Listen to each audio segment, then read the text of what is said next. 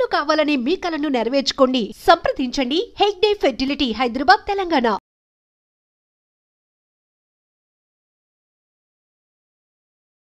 అసలు అంబేద్కర్ గారు రాసిన రాజ్యాంగం కోసం డిగ్నిటీ, ఐడెంటిటీ, ఆపర్చునిటీ రాజ్యాంగాన్ని తీసుకొచ్చింది. నువ్వు చదువుతున్న ఈ చదువు ఆయన రాత, నువ్వు చేసుకునే ఈ నౌకరి ఆయన. సుదీర్ఘంగా బాబాసాహెబ్ గురించి చెప్పాలి అంటే 2 సంవత్సరాలు ఒక స్పెషల్ కోర్స్ పెట్టాలి. ఎకనామిక్స్ గురించి ఆయన చెప్పిన అంశాలని చూస్తే మనకు ఆశ్చర్యం కలుగుతుంది. రాజ్యాంగంలో ఆయన ఒక్కొక్క పదం గురించి ఆయన చెప్పిన విధానాలు ఈ రోజు కూడా ప్రపంచంలో top university London school of ఎకనామిక్స్లో డాక్టరేట్ చేశారు.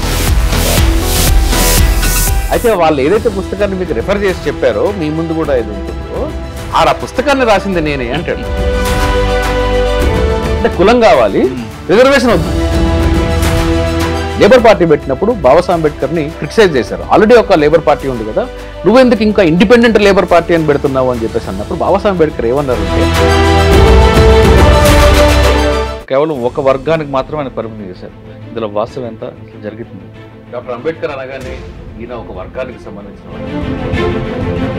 ఈరోజు అంబేద్కర్ స్టడీస్ చేయని వాళ్ళు ఎవరికి కూడా అంబేద్కర్ గురించి చెప్పమంటే 5 నిమిషాలు కూడా మాట్లాడారు.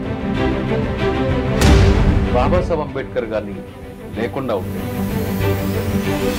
డాక్టర్ బాబాసాహెబ్ అంబేద్కర్ కాంట్రిబ్యూషనే దీంట్లో హైయెస్ట్ కాంట్రిబ్యూషన్ అని, అది అప్పుడు ఉన్న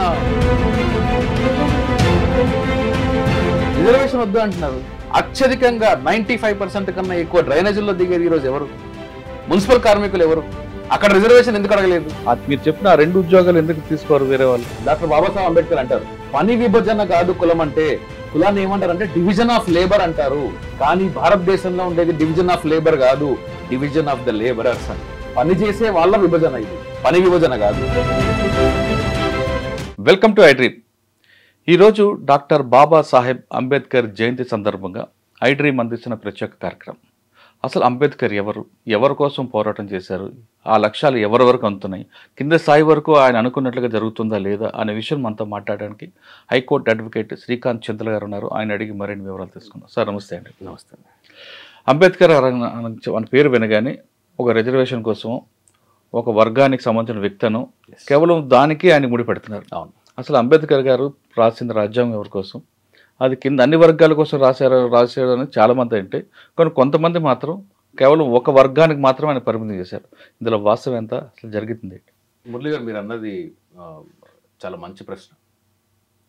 డాక్టర్ అంబేద్కర్ అనగానే ఈయన ఒక వర్గానికి సంబంధించిన వాడని, లేదంటే రిజర్వేషన్లు తీసుకొని వచ్చాడని, ఇది తప్ప ఈరోజు అంబేద్కర్ స్టడీస్ చేయని వాళ్ళు ఎవరికి కూడా అంబేద్కర్ గురించి చెప్పమంటే 5 నిమిషాలు కూడా మాట్లాడలేరు. కానీ బిరుదులు మాత్రం సరాసా జ్యోతి అని చాలా పేర్లు మాట్లాడుతూ కాల్డ్ మేధావులు అనుకున్న వాళ్ళు మీడియాలో వచ్చి మాట్లాడేవాళ్ళు. పర్టికులర్గా నేను ఈ స్టేట్మెంట్ చేస్తున్నాను, ప్రివిలేజ్డ్ క్లాసెస్ నుంచి, బ్యాక్గ్రౌండ్ నుంచి వచ్చి రిజర్వేషన్లని వ్యతిరేకిస్తున్న వాళ్ళు, అంబేద్కర్ని వ్యతిరేకిస్తున్న వాళ్ళు, పైకి అంబేద్కర్ అంటే చాలా మేధావి అని చెప్పుకుంటూ, కానీ ఇంటర్నల్గా మాత్రం వారి వ్యక్తిగతంగా వారు నమ్మేదాన్ని అంబేద్కర్ని వ్యతిరేకిస్తున్న వాళ్ళు ఎవరు కూడా డాక్టర్ అంబేద్కర్ గురించి అసలు వాస్తవాలే తెలియదు. ఒకసారి చెప్పండి ఆయన గురించి. ఒక్క 5 నిమిషాలు ఆయన గురించి మాట్లాడమంటే, ఈ 5 నిమిషాల్లో రిజర్వేషన్, రాజ్యాంగము, అంటరానితనం, దళితుల ఆశా జ్యోతి, political power is the master key, ఇవి తప్ప ఎవరు చెప్పరు. రాజ్యాంగ నిర్మాత ఇంతకన్నా ఆయన అన్ని ఎమోషనల్ స్టోరీస్ చెప్తా ఉంటారు. కానీ డాక్టర్ బాబాసాహెబ్ అంబేద్కర్ గారిని లేకుండా ఉంటే ఈరోజు వెనకబడిన వర్గాలు కాదండి, అగ్రవర్గాలు కూడా హక్కులు ఉండేవి కాదు, ఎవరికి దేశంలో హక్కులు ఉండేవి కాదు. ఎందుకు అంటే అప్పుడు దాకా భారత రాజ్యాంగ నిర్మాణానికి ముందు, ఈవెన్ బ్రిటిష్ ప్రభుత్వంలో కూడా చాలా రాష్ట్రాలలో ఇప్పటికీ కూడా మీరు చూసినట్టయితే రాజ్యాంగం ఒకటి చెప్తా ఉంటే సమాజం ఇంకోలాగా వ్యవహరిస్తూ ఉంటుంది. సుదీర్ఘంగా రాజ్యాంగాన్ని రాసిన ఒక వ్యక్తి, అంటే రాజ్యాంగ డ్రాఫ్టింగ్ కమిటీ చైర్మన్గా ఉన్న ఒక వ్యక్తి, అందరూ ఒప్పుకునేది ఈరోజు అంబేద్కర్ రాసిన రాజ్యాంగం కాదు ఇది, అంబేద్కర్ కేవలం ఒక వ్యక్తి మాత్రమే, రాజ్యాంగ సభలో కేవలం రాజ్యాంగ నిర్మాణ కమిటీలో చైర్మన్ మాత్రమే ఆయన కాంట్రిబ్యూషన్ ఇంకోటి ఏం లేదని చెప్పి ఒక విష ప్రచారం చేస్తున్నారు ఇవాళ. కానీ అదే రాజ్యాంగ సమితిలో డ్రాఫ్టింగ్ కమిటీ మెంబర్సే చెప్పిన విషయం ఏంటి అంటే, డాక్టర్ అంబేద్కర్ కానీ లేకపోయి ఉంటే ఆయన కాంట్రిబ్యూషన్కి మాకు సమానంగా మేము కాంట్రిబ్యూట్ చేయలేదు, మిగతా ఎవరు కూడా చేయలేదు. ఎందుకంటే మధ్యలో కొంతమంది చచ్చిపోయారు, కొంతమంది అసలు వాళ్ళు పార్టిసిపేట్ చేయలేదు. సుదీర్ఘమైన మీటింగులు జరిగాయి. ఇన్ని జరుగుతుంటే కదా, డాక్టర్ బాబాసాహెబ్ అంబేద్కర్ కాంట్రిబ్యూషనే దీనిలో హైయెస్ట్ కాంట్రిబ్యూషన్ అని, అది అప్పుడు ఉన్న కాన్స్టిట్యూంట్ అసెంబ్లీ మెంబర్స్ చెప్పిన మాటే. ఇది నేను చెప్పింది కూడా ఏం కాదు అని కొంతమంది మేధావులు అంటుంటారు. దళిత వర్గానికి సంబంధించిన వ్యక్తి కాదు, అన్ని వర్గాలకు సంబంధించిన వ్యక్తి అని. కానీ కొంతమంది మాత్రం ఆయనకు దళిత వర్గానికి సంబంధించిన వ్యక్తిగానే ముద్ర వేస్తారు. ఆ మాటల్లోనే మీరు అబ్జర్వ్ చేస్తే మురళి గారు, ఆయన ఈ వర్గానికి ఒక వర్గానికి సంబంధించిన వ్యక్తి కాదు అనుకుంటేనే ఆ అనడంలోనే ఆయన వర్గాన్ని ఎత్తి చూపించడు. ఇన్ని దశాబ్దాల భారతదేశంలో ఇంకా రాజ్యాంగాన్ని రాసి మనకందరికీ హక్కుల్ని తీసుకొని వచ్చిన ఒక వ్యక్తి గురించి మనం ఏం మాట్లాడుకుంటున్నాము? ఆ వ్యక్తి ఎవరు? ఆ వ్యక్తి ఐడెంటిటీ అంటే ఏం మాట్లాడుకుంటున్నాము? ఆయన లెగసీ గురించి ఏం మాట్లాడుకుంటున్నాము? ఆయన ఒక అంటరాని వాడు, ఆయన్ని ఇంట్లో నుంచి వెళ్ళేశారు, ఆయన దళితుల కోసం ఏదో చేశాడు, ఇవేనా మనం మాట్లాడుకునేది? అయితే నేను ఇందాక చెప్పబోయినది ఏంటి అంటే మురళి గారు, అంత సుదీర్ఘంగా రాసిన ఆ రాజ్యాంగం తర్వాత ఎవరైనా కానీ ఈరోజు ఫేస్బుక్లో ఒక 2 లైన్లు రాసి నేను పెద్ద మేధావిని అని అనుకుంటున్నారు. అంటే ఆ దాంట్లో అంతా ఏదో కాపీ పేస్ట్ ఉంటుంది. ఈ 2 లైన్లు రాసి నేను పెద్ద మేధావిని అని చెప్పేసి ఈరోజు సోషల్ యాక్టివిస్టులు లేరు, ఇప్పుడు సోషల్ మీడియా యాక్టివిస్టులు ఉన్నారు. ఇలాంటి క్రమంలో 2 లైన్లు రాసి నేను మేధావిని అని చెప్పుకునే ప్రయత్నం చేసే ఈ క్రమంలో సుదీర్ఘంగా లాంగెస్ట్ రిటర్న్ కాన్స్టిట్యూషన్ని చైర్మన్గా ఉన్న ఒక వ్యక్తి ఆ రాజ్యాంగాన్ని ప్రజెంట్ చేస్తూ దేశానికి ఏం చెప్పాడో తెలుసా? నేను చాలా కష్టపడి ఇది చేశాను అని చెప్పి ఆయన గొప్పతనం చెప్పుకోలే. ఆయన ఏమన్నాడంటే, ఈరోజు దేశం ఒక వైరుధ్యమైన దశలోకి అడుగుపెట్టబోతుంది. Our country is going to enter into a phase of contradictions, we are going to enter into a phase of contradictions అన్నాడు. ఏంటి కాంట్రడిక్షన్స్ అంటే, రాజ్యాంగంలో మనం పొందుపరుచుకున్నాము స్వేచ్ఛ, సమానత్వము, సౌభ్రాతృత్వము, ఇలాంటి సిద్ధాంతాలతో ఈ రాజ్యాంగాన్ని నిర్మాణం చేసుకున్నాము. కానీ ఈ సిద్ధాంతాలని, ఈ స్వేచ్ఛని, ఈ సమానత్వాన్ని, ఈ హక్కులని సమాజం తిరస్కరిస్తుంది. రాజ్యాంగంలో పెట్టుకున్నంత మాత్రాన అది సమాజంలో నడవదండి. సమాజం ఈ రాజ్యాంగంలో ఉండే విలువల్ని తిరస్కరిస్తుంది. ఎంతకాలం దీన్ని మనము కొనసాగించుద్దాము? ఒకవేళ ఇది కానీ కొనసాగితే, ఆయన వార్నింగ్ ఇచ్చారు రాజ్యాంగాన్ని ప్రపోజ్ చేస్తూ, ఇది కానీ కొనసాగితే ఎంతో శ్రమపడి మనం అందరం నిర్మించుకున్న రాజ్యాంగాన్ని, ఈ రాజ్యాంగాన్ని నిర్మించుకున్న రాజ్యాంగం తర్వాత ఎవరైతే దీని లబ్ధిదారులు ఉన్నారో, దీని నిర్మాణంలో ఎవరైతే భాగస్వాములు అయ్యారో వాళ్ళే they can blow up this constitution అన్నాడు. అంటే ఆయన ఎంతటి క్లారిటీ ఆఫ్ థాట్ ఉందో డాక్టర్ బాబాసాహెబ్ అంబేద్కర్కి చూడండి మీరు. అట్లాగే రాజ్యాంగంలో ఆయన ఒక్కొక్క పదం గురించి ఆయన చెప్పిన విధానాలు, ఒక్కొక్క పదం గురించి ఆయన చేసిన ఇంటర్ప్రిటేషన్స్ మనం కానీ కాన్స్టిట్యూంట్ అసెంబ్లీ డిబేట్స్లో చదివితే, సమానత్వం గురించి ఆయన మాట్లాడింది చదివితే, ఎకనామిక్స్ గురించి ఆయన చెప్పిన అంశాలని చూస్తే మనకు ఆశ్చర్యం కలుగుతుంది. మీకు ఈరోజు ఒక ఎమ్మెల్యే అవ్వడానికి మీరు చాలా సీనియర్ పాత్రికేయులు, ఒక ఎమ్మెల్యే అవ్వడానికి ఎంత ఖర్చు పెడుతున్నారు మురళి గారు ఈ రోజుల్లో? కోట్ల రూపాయలు. ఒక్క ఎంపీ కార్పొరేటర్కే ఉంది కోట్ల రూపాయలు. ఒక ఎంపీ స్థానానికి 100 కోట్లు, 500 కోట్లు ఖర్చు పెట్టారని ఒక ఎలిగేషన్ మన రాష్ట్రంలోనే ఉంది, తెలుగు రాష్ట్రాల్లో. ఇట్లాంటి పరిస్థితులలో అంటే ఏంది, ఒక ఎమ్మెల్యే అయితే, ఒక ఎంపీ అయితే ఈయన విపరీతంగా ఆస్తులు సంపాదించుకుంటాడు, విపరీతంగా డబ్బులు సంపాదించుకుంటాడు అనే ఒక ధోరణి ఈరోజు మనం చూస్తున్నాం. బాబాసాహెబ్ అంబేద్కర్ ఆయన మంత్రి పదవికి రాజీనామా చేశాడు. దేశానికి మొట్టమొదటి న్యాయశాఖ మంత్రిగా ఆయన చేస్తే ఆయన రాజీనామా చేశారు. ఆ రోజు ఆయన తల మీద 40,000 రూపాయల అప్పు ఉంది. అంటే బాబాసాహెబ్ అంబేద్కర్ కాంట్రిబ్యూషన్ ఏంది ఈ దేశానికి, ఆయన నిజాయితీ ఏంది అని మీరు చూసుకుంటే, ఆ లా మినిస్టర్గా చేశారు కదా. అది ఎందుకు చెప్పారు అంటే, ఈ లా మినిస్ట్రీ కన్నా ముందు బాబాసాహెబ్ అంబేద్కర్ లేబర్ మంత్రిగా కూడా చేశారు. బ్రిటిష్ కాలంలో లేబర్ మంత్రిగా కూడా చేశారు. అంతకన్నా ముందు లండన్ స్కూల్ ఆఫ్ ఎకనామిక్స్ ఈ రోజు కూడా ప్రపంచంలో top university. London school of ఎకనామిక్స్లో డాక్టరేట్ చేశారు ఆయన.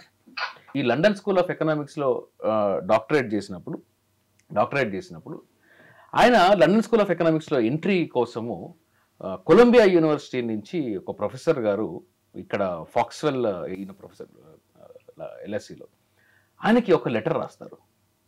లెటర్ రాస్తే ఆయన ఏమంటాడంటే ఈ అంబేద్కర్ ఆయన ఆల్రెడీ చాలా సాధించాడు, ఒక డాక్టరేట్ ఉంది, ఇక్కడ కొల్లగొట్టడానికి ఇంకా రాజ్యాలు ఎక్కడున్నాయి ఆయనకి అని అంటాడు. సబ్సిక్వెంట్లీ మళ్ళీ వెళ్ళి జాయిన్ అయ్యారు. అక్కడ ఎల్ఎల్బి అక్కడ డాక్టరేట్ చేశారు. ప్రాబ్లమ్ ఆఫ్ రూపీ అనే పుస్తకాన్ని రాశారు. ప్రాబ్లమ్ ఆఫ్ రూపీ అనే పుస్తకము తర్వాత ఆయన ఆ రోజుల్లో ఎకనామిక్స్ గురించి చేసిన థీసిస్ మనం అబ్జర్వ్ చేసిన ఈయన ఎంత గొప్ప ఆర్థికవేత్తో మనకు తెలుస్తుంది డాక్టర్ బాబాసాహెబ్ అంబేద్కర్.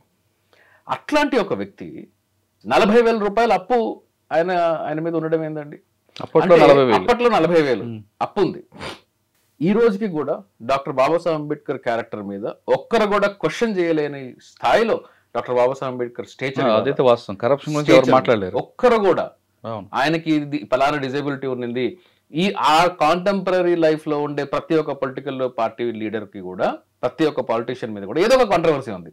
వాళ్ళ పర్సనల్ దాని మీదనో లేకపోతే దాని మీద కాంట్రవర్సీ ఉంది.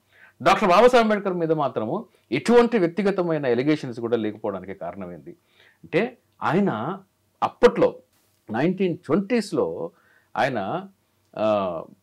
ఆర్థిక వ్యవస్థ ఎలా ఉండాలి అని అనే దాంట్లో ఆయన ఏం డిస్కస్ చేస్తారండి.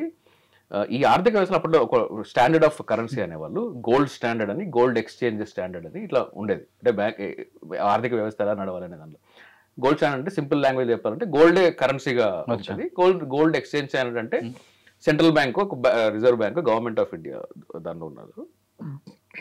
గోల్డ్ని రిజర్వ్గా పెట్టి దానికి విలువైన కరెన్సీని మార్కెట్లోకి వదిలేవాళ్ళు. ఈయన దీని మీద ఇచ్చిన ఆ అబ్జర్వేషన్స్ ఈయన వ్యతిరేకించాలి, గోల్డ్ ఎక్స్చేంజ్ స్టాండర్డ్ని వ్యతిరేకించాలి. అప్పుడు ఆయన చేసిన అబ్జర్వేషన్స్లో మనకు అర్థమయ్యే విషయం ఏంటంటే ఈయన చాలా పెద్ద మేధావి ఎకనామిక్స్ ఆయన ఈవెన్ లేబర్ మినిస్ట్రీకి రిజైన్ చేసినప్పుడు కూడా ఆయన వన్ ఆఫ్ ది ఎలిగేషన్ ఏంటి అంటే హిందూ కోడ్ బిల్లు తీసుకురాకపోవడం వల్ల ఇంకొక ఎలిగేషన్ ఏంటి అంటే నేను ఆల్రెడీ లాలో చేయవలసింది చేశాను, రాజ్యాంగంలో చేయవలసింది చేశాను, ఫైనాన్స్ మినిస్ట్రీ ఇస్తా అన్నారు, ఫైనాన్స్ ప్లానింగ్ కమిషన్కి నాకు చైర్మన్ ఇస్తా అన్నారు, డిప్యూటీ చైర్మన్ ఇస్తా అన్నారు. నేను ఇప్పుడు ఈరోజు దేశానికి అవసరమైనది ఆర్థిక వ్యవస్థ మనకు అవసరము, ఒక పటిష్టమైన ఆర్థిక వ్యవస్థ అవసరం మనకు, లేదంటే మన కరెన్సీ సింక్ అవుతుంది. నేను ఈ దిశలో పనిచేస్తానంటే నాకు అది ప్రామిస్ చేశారు, కానీ నన్ను లేబర్ మినిస్ట్రీగా నన్ను లా మినిస్ట్రీగా నన్ను తీసుకొచ్చి పెట్టారు అని చెప్పి అది కూడా ఒక ప్రొటెస్ట్ చేశారు. అది పదవుల కోసం కాదు, అది దేశం పదవుల కోసం అయి ఉంటే 40,000 రూపాయలు అప్పు ఉండదు. అంటే దేశ భవిష్యత్తు కోసము ఆయన ఎంత ఆలోచించారు. ఆ రోజుల్లో ఆయన ఎకనామిక్స్ థియరీ మీరు ఆశ్చర్యపోతారు. 1926 కాన్ఫరెన్స్లో అనుకుంటాను ఈ రిజర్వ్ బ్యాంక్ ఆఫ్ ఇండియా రావడానికి గల వన్ ఆఫ్ ద రీజన్స్ అది. అప్పుడు కమిటీ పెట్టినప్పుడు దేశంలో ఉండే ఆర్థిక వ్యవస్థలో ఫేమస్ ఎకనామిస్టులు అందరినీ కూడా తీసుకొని వచ్చి కాన్ఫరెన్స్ పెడితే దాంట్లో డాక్టర్ అంబేద్కర్ కూడా పార్ట్ తీసుకున్నారు. అయితే ఈ పార్ట్ తీసుకున్న క్రమంలో రోజంతా పొద్దున్న నుంచి కూడా చాలామంది అనేకమైన ఎకనామిస్టులు బ్యాంక్ ఎలా ఉండాలి, సెంట్రల్ బ్యాంక్ ఎలా ఉండాలి, దీని రిజర్వ్ ఎలా ఉండాలి, ఆర్థిక వ్యవస్థ మీద ఎలాంటి ఇవి చూపిస్తుంది అని చెప్పేసి వారి రికమెండేషన్స్ ఇచ్చేవాళ్ళు. ఈ రికమెండేషన్స్ అన్ని ఇస్తున్న క్రమంలో ఒక పుస్తకాన్ని వాళ్ళు రెఫర్ చేయడం జరిగింది చాలామంది. ఈ పుస్తకాన్ని రెఫర్ చేస్తూ ఈ బ్యాంక్ ఎలా ఉండాలి, బ్యాంకింగ్ సెక్టర్ ఎలా ఉండాలని చెప్తుంటే సాయంత్రంగా డాక్టర్ బాబాసాహెబ్ అంబేద్కర్ ఆయన కూడా లేచి నేను నా రికమెండేషన్స్ చెప్తాను అని అన్నప్పుడు చైర్మన్ గారు, కమిటీ చైర్మన్, వెల్బీస్ కమిషన్ అది, ఆయన చైర్మన్ గారు ఏమంటారంటే పొద్దున్న నుంచి ఇంతమంది బ్రిటిష్లో ఉన్న ఇంగ్లీష్ ఎకనామిస్టులు కూడా చాలామంది చెప్పారు, ఈ కొత్తగా నువ్వు చెప్పడానికి ఏముంది అని అంటారు. అంటే డాక్టర్ అంబేద్కర్ ఏమంటారంటే చాలా లైట్గా తీసుకున్నారు ఆయన దాన్ని. వీళ్ళు పొద్దున్నుంచి ఏ పుస్తకాన్ని అయితే రెఫరెన్స్ తీసుకొని చాలా అంశాలను మీకు చెప్తున్నారు అవన్నీ ఫుల్ వర్షన్ కాదండి, దానిలో గ్యాప్స్ ఉన్నాయి. అయితే వాళ్ళు ఏదైతే పుస్తకాన్ని మీకు రెఫర్ చేసి చెప్పారో మీ ముందు కూడా ఏది ఉంటుందో ఆ పుస్తకాన్ని రాసింది నేనే అంటాడు. సో మీరు అన్ని డిపార్ట్మెంట్లో బాబాసాహెబ్ అంబేద్కర్ ఆయన ఆర్కిటెక్చర్ కూడా తెలుసు, ఆయనకి జర్మన్ భాష తెలుసు, సంస్కృతం తెలుసు, అదే మీరు చెప్తున్నట్లుగా అన్ని డిపార్ట్మెంట్లో ఆయన ముందు చెప్తూ చేశారు. ఎస్, కానీ ఒక రిజర్వేషన్లో మాత్రమే అంబేద్కర్ పేరు పడతారు, మిగతా దాంట్లో ఆయన రోల్ లేనట్లుగా కొంతమంది వాదిస్తుంటారు. రిజర్వేషన్ల మీద ఆయన పేరు వాడడానికి కారణం ఏంటండి? దీని వెనకాల చాలా కుట్ర పెద్ద ఉందా? చరిత్ర ఉంది. అంటే కుట్ర లేదు. రిజర్వేషన్లకి వ్యతిరేకంగా మీకు ఒక మైండ్ సెట్ ని క్రియేట్ చేసే భాగంలో, బాబాసాహెబ్ అంబేద్కర్ కి వ్యతిరేకంగా ఒక మైండ్ సెట్ ని క్రియేట్ చేసే భాగంలో ఈ రిజర్వేషన్ల మీద ఎక్కువగా ఇది చేస్తూ ఉంటారు. ఇది ఒక పొలిటికల్ స్ట్రాటజీ మాత్రమే. రిజర్వేషన్ అంటే ఎవరికి తెలియదు. రిజర్వేషన్ అంటే నిజంగా వాస్తవంగా రిజర్వేషన్ అంటే ఏంటి అని ఎవరికి తెలియదు. నేను బాబాసాహెబ్ అంబేద్కర్ గారు 1947లో మరీ పర్టికులర్గా 1930-32 మధ్యలో ఆయన నిద్రపోతూ ఉంటే, మీకు 2025లో శ్రీకాంత్ అనేవాడు ఒకడు లాయర్ అవుతాడు, అక్కడ పనిచేస్తాడు అని చెప్పి ఏమైనా కలగని నాకు రిజర్వేషన్ ఇచ్చాడా? నేను ఏమైనా సంపాదించానా? లేదు. రిజర్వేషన్ అంటే ఏంది? ప్రాతినిధ్యం, రిప్రజెంటేషన్ కోసం రిజర్వ్ చేయబడ్డ ఒక స్థానం. అంటే బాబాసాహెబ్ అంబేద్కర్ ఉన్న సమయంలో కూడా ప్రాతినిధ్యం కోసం తీసుకొని వచ్చిన ప్రతిపాదన రిజర్వేషన్ ని ఇంకొక ఇంటర్చేంజబుల్ పదంలో చెప్పాలంటే ప్రాతినిధ్యం, రిప్రజెంటేషన్ అని అనాలి. ఎందుకు అంటే రాజ్యాంగంలో కూడా మీకు ఒక రాజ్యాంగం డిబేట్ చదివినా కానీ రిజర్వేషన్ ఎందుకని తీసుకొని వచ్చారు? ప్రాతినిధ్యాన్ని కల్పించడానికి రిజర్వేషన్ తీసుకొని వచ్చారు. సో రిజర్వేషన్ అంటే కేవలం ఏదో ఎంప్లాయ్మెంట్ గ్యారంటీ స్కీమ్ కాదు, లేదా పనికి ఆహార పథకం కాదు. రిజర్వేషన్ అంటే పేదరిక నిర్మూలన పథకం అంతకన్నా కాదు. రిజర్వేషన్ అంటే ప్రాతినిధ్యం. ఈ ప్రాతినిధ్యాన్ని కల్పించడం తీసుకొచ్చారు. అంటే నేను ఒక సమాజానికి మళ్ళా పేబ్యాక్ చేయాలి, ప్రతినిధిగా వ్యవహరించాలి అని చెప్పి రిజర్వేషన్ తీసుకున్నారు. అందుకనే ఆయన ఏమంటారంటే ఒక వన్ ఆఫ్ ద స్పీచెస్లో, దాదాపు ఆయన ఎండ్ ఆఫ్ ద లైఫ్లో, ఈ చదువుకున్న వాళ్ళు నన్ను మోసం చేశారు అని అంటారు. ఆయన కళ్ళనీళ్ళు పెట్టుకున్నాడు. అప్పుడు మోసం చేశారంటే ఎందుకు మోసం చేశారంటే, నేను వీళ్ళందరూ కూడా చదువుకొని రిజర్వేషన్లు వాడుకొని, రాజ్యాంగంలో ఉండి ఇది వాడుకొని, హక్కుల్ని వాడుకొని చదువుకొని మళ్ళీ ఈ సమాజానికి తిరిగి పేబ్యాక్ చేస్తారనుకున్నాను. కానీ వీళ్ళందరూ వాళ్ళ కడుపులు నింపుకోవడంలో బిజీగా ఉన్నారు, కాబట్టి చదువుకున్న వాళ్ళు నన్ను మోసం చేశారు అన్నాడు. సూపర్. అయితే మీరు చెప్తుంది దీంట్లో కంటిన్యూషన్లో ఆయన అనుకున్నట్టుగానే ఒక ఐపీఎస్ ఆఫీసర్ తన పిల్లలిద్దరికి రిజర్వేషన్ వద్దని రాశారు. మీరు చాలా మంది రిజర్వేషన్, కానీ కొంతమంది వాళ్ళు ఆర్థికంగా బాగా స్టాండర్డ్ అయిన తర్వాత కూడా రిజర్వేషన్ కావాలని అడుగుతున్నారు. ఎస్, అంటే రిజర్వేషన్ నాకు వద్దు అనుకోవడము వ్యక్తిగతం అండి. ఇప్పుడు నేను రిజర్వేషన్ వాడుకున్నాను, రిజర్వేషన్ వాడుకోలేదు అనేది నా వ్యక్తిగతం. మీకు ఒక చిన్న ఎగ్జాంపుల్తో ఆర్గ్యుమెంట్ ఇస్తాను నేను మీకు. రిజర్వేషన్ గురించి చెప్పే ముందు మీకు క్రీమీ లేయర్ అనేది ఉంది కదా. ఇప్పుడు మీరు చెప్పింది బయ్యార్, ఇది క్రిమీ లేయరే, by and large creamy layer theory చెప్పారు మీరు. ఓబీసీలకు కూడా క్రిమీ లేయర్ ఉంది. ఈ ఓబీసీలకు ఉండే క్రిమీ లేయర్లో మెడిసిన్ సీట్ ఒకటి, ఒక ఓబీసీ కమ్యూనిటీ వ్యక్తికి ఓబీసీ రిజర్వేషన్ కూడా 27% ఉంది కదా. మెడిసిన్ సీట్లలో రిజర్వేషన్ ఇచ్చారు. రిజర్వేషన్ ఇచ్చి బీసీలకి ఈ రోజున ఒక సర్టన్ అమౌంట్ ఆఫ్ ఒక 8 లక్షలు 10 లక్షలు క్యాప్ ఉన్నట్టుంది. ఇంతకన్నా ఎక్కువ ఒకవేళ మీ దగ్గర డబ్బులు ఉంటే మీకు రిజర్వేషన్ లేదు అని అన్నారు. అంటే దీని అర్థమైంది, నేను సీట్ సంపాదించుకున్నాను, నాకు డబ్బులు సీటు తీసుకునే కెపాసిటీ ఉంది, నాకు కెపాసిటీ ఉంది కాబట్టి నీకు రిజర్వేషన్ నేను ఇవ్వను, ఇంకొకరిని పిలిచి రిజర్వేషన్ ఇస్తాను అంటున్నారు. వాడికి ఫీజు కట్ట కెపాసిటీయే లేదు. అంటే రిజర్వేషన్ మీరు ఇస్తారు ఎవరికి? కెపాసిటీ లేని వాడికి. వాడు దాన్ని వాడుకోలేడు. కెపాసిటీ ఉన్నవాడు నేను వచ్చి నాకు సీట్ ఇవ్వండి అంటే లేదు లేదు నీకు ఆర్థికంగా నువ్వు ఎదిగావు కాబట్టి నేను నీకు ఇవ్వను అంటున్నాడు. వీళ్ళిద్దరిలో ఒకవేళ ఈ కెపాసిటీ ఉన్న పర్సన్ ఇంకా బెటర్గా చదువుకొని బెటర్గా ముందుకొచ్చి ఆయన మళ్ళా ఆ ఎడ్యుకేషన్ని పొందిన తర్వాత సమాజానికి పేబ్యాక్ చేయాలి అనేది కాన్సెప్ట్. ఈ రిజర్వేషన్ యొక్క కాన్సెప్ట్ ఏంది, సమాజానికి పేబ్యాక్ చేస్తారు అనేది ఈ one of the core philosophy దాని వెనకాల ఉండేది. కానీ అంబేద్కర్ని అభిమానించే వాళ్ళందరూ కూడా గాంధీ గారిని ఎందుకు వ్యతిరేకంగా? ఎస్, చెప్తా, అక్కడికే వస్తాను. అయితే ఈ రిజర్వేషన్ని వ్యక్తిగతంగా నేను వదిలేశాను అనుకోండి. నాకు రిజర్వేషన్ గురించి తెలుసు, నేను చదువుకున్నాను. నేను చదువుకున్న తర్వాత నేను న్యాచురల్గా నా పిల్లలకి ఏం చేస్తానంటే వాళ్ళకి మంచి ఫెసిలిటీని క్రియేట్ చేస్తాను. అవును, మంచి లైబ్రరీ ఉంటుంది. ఇప్పుడు నేను చిన్నప్పుడు నేను చదువుకున్నప్పుడు నాకు చాలా కంజెషన్లో చదువుకున్నాను. మా ఫాదర్ చిన్న గవర్నమెంట్ ఎంప్లాయ్, నేను కంజెషన్లోనే పెరిగాను. ఇప్పుడు నేను అప్పట్లో నేను ఒక పుస్తకం కొనాలి అంటే చాలా ఆలోచించి, లేకుంటే లైబ్రరీకి వెళ్ళి కూర్చొని చదువుకొని ఇట్లాంటి ఫ్రీ పుస్తకాలు చూసుకొని ఏదో చేసుకునే వాళ్ళం. ఈ రోజు నేను నా కొడుకు నేను పుస్తకం కొనాలి అంటే అది ఎంత విలైనా కానీ నేను కొనిచ్చే స్థాయిలో నేనున్నా. ఇప్పుడు అతను రేపు పొద్దున్న రిజర్వేషన్ వాడుకొని ఇంకా బెటర్ స్థాయిలోకి సమాజాన్ని ముందుకు తీసుకెళ్ళాలి, అది ఇంటెన్షన్, అంతేగాని ఎంప్లాయ్మెంట్ గ్యారంటీ స్కీమ్ కాదు. సో కానీ కొంతమంది అసలు వద్దంటున్నారు కదా రిజర్వేషన్, మేము బాగా స్టాండర్డ్ ఉన్నాం సార్. నేను కూడా రిజర్వేషన్ వద్దంటాను. రిజర్వేషన్ పిల్లలకు వద్దు.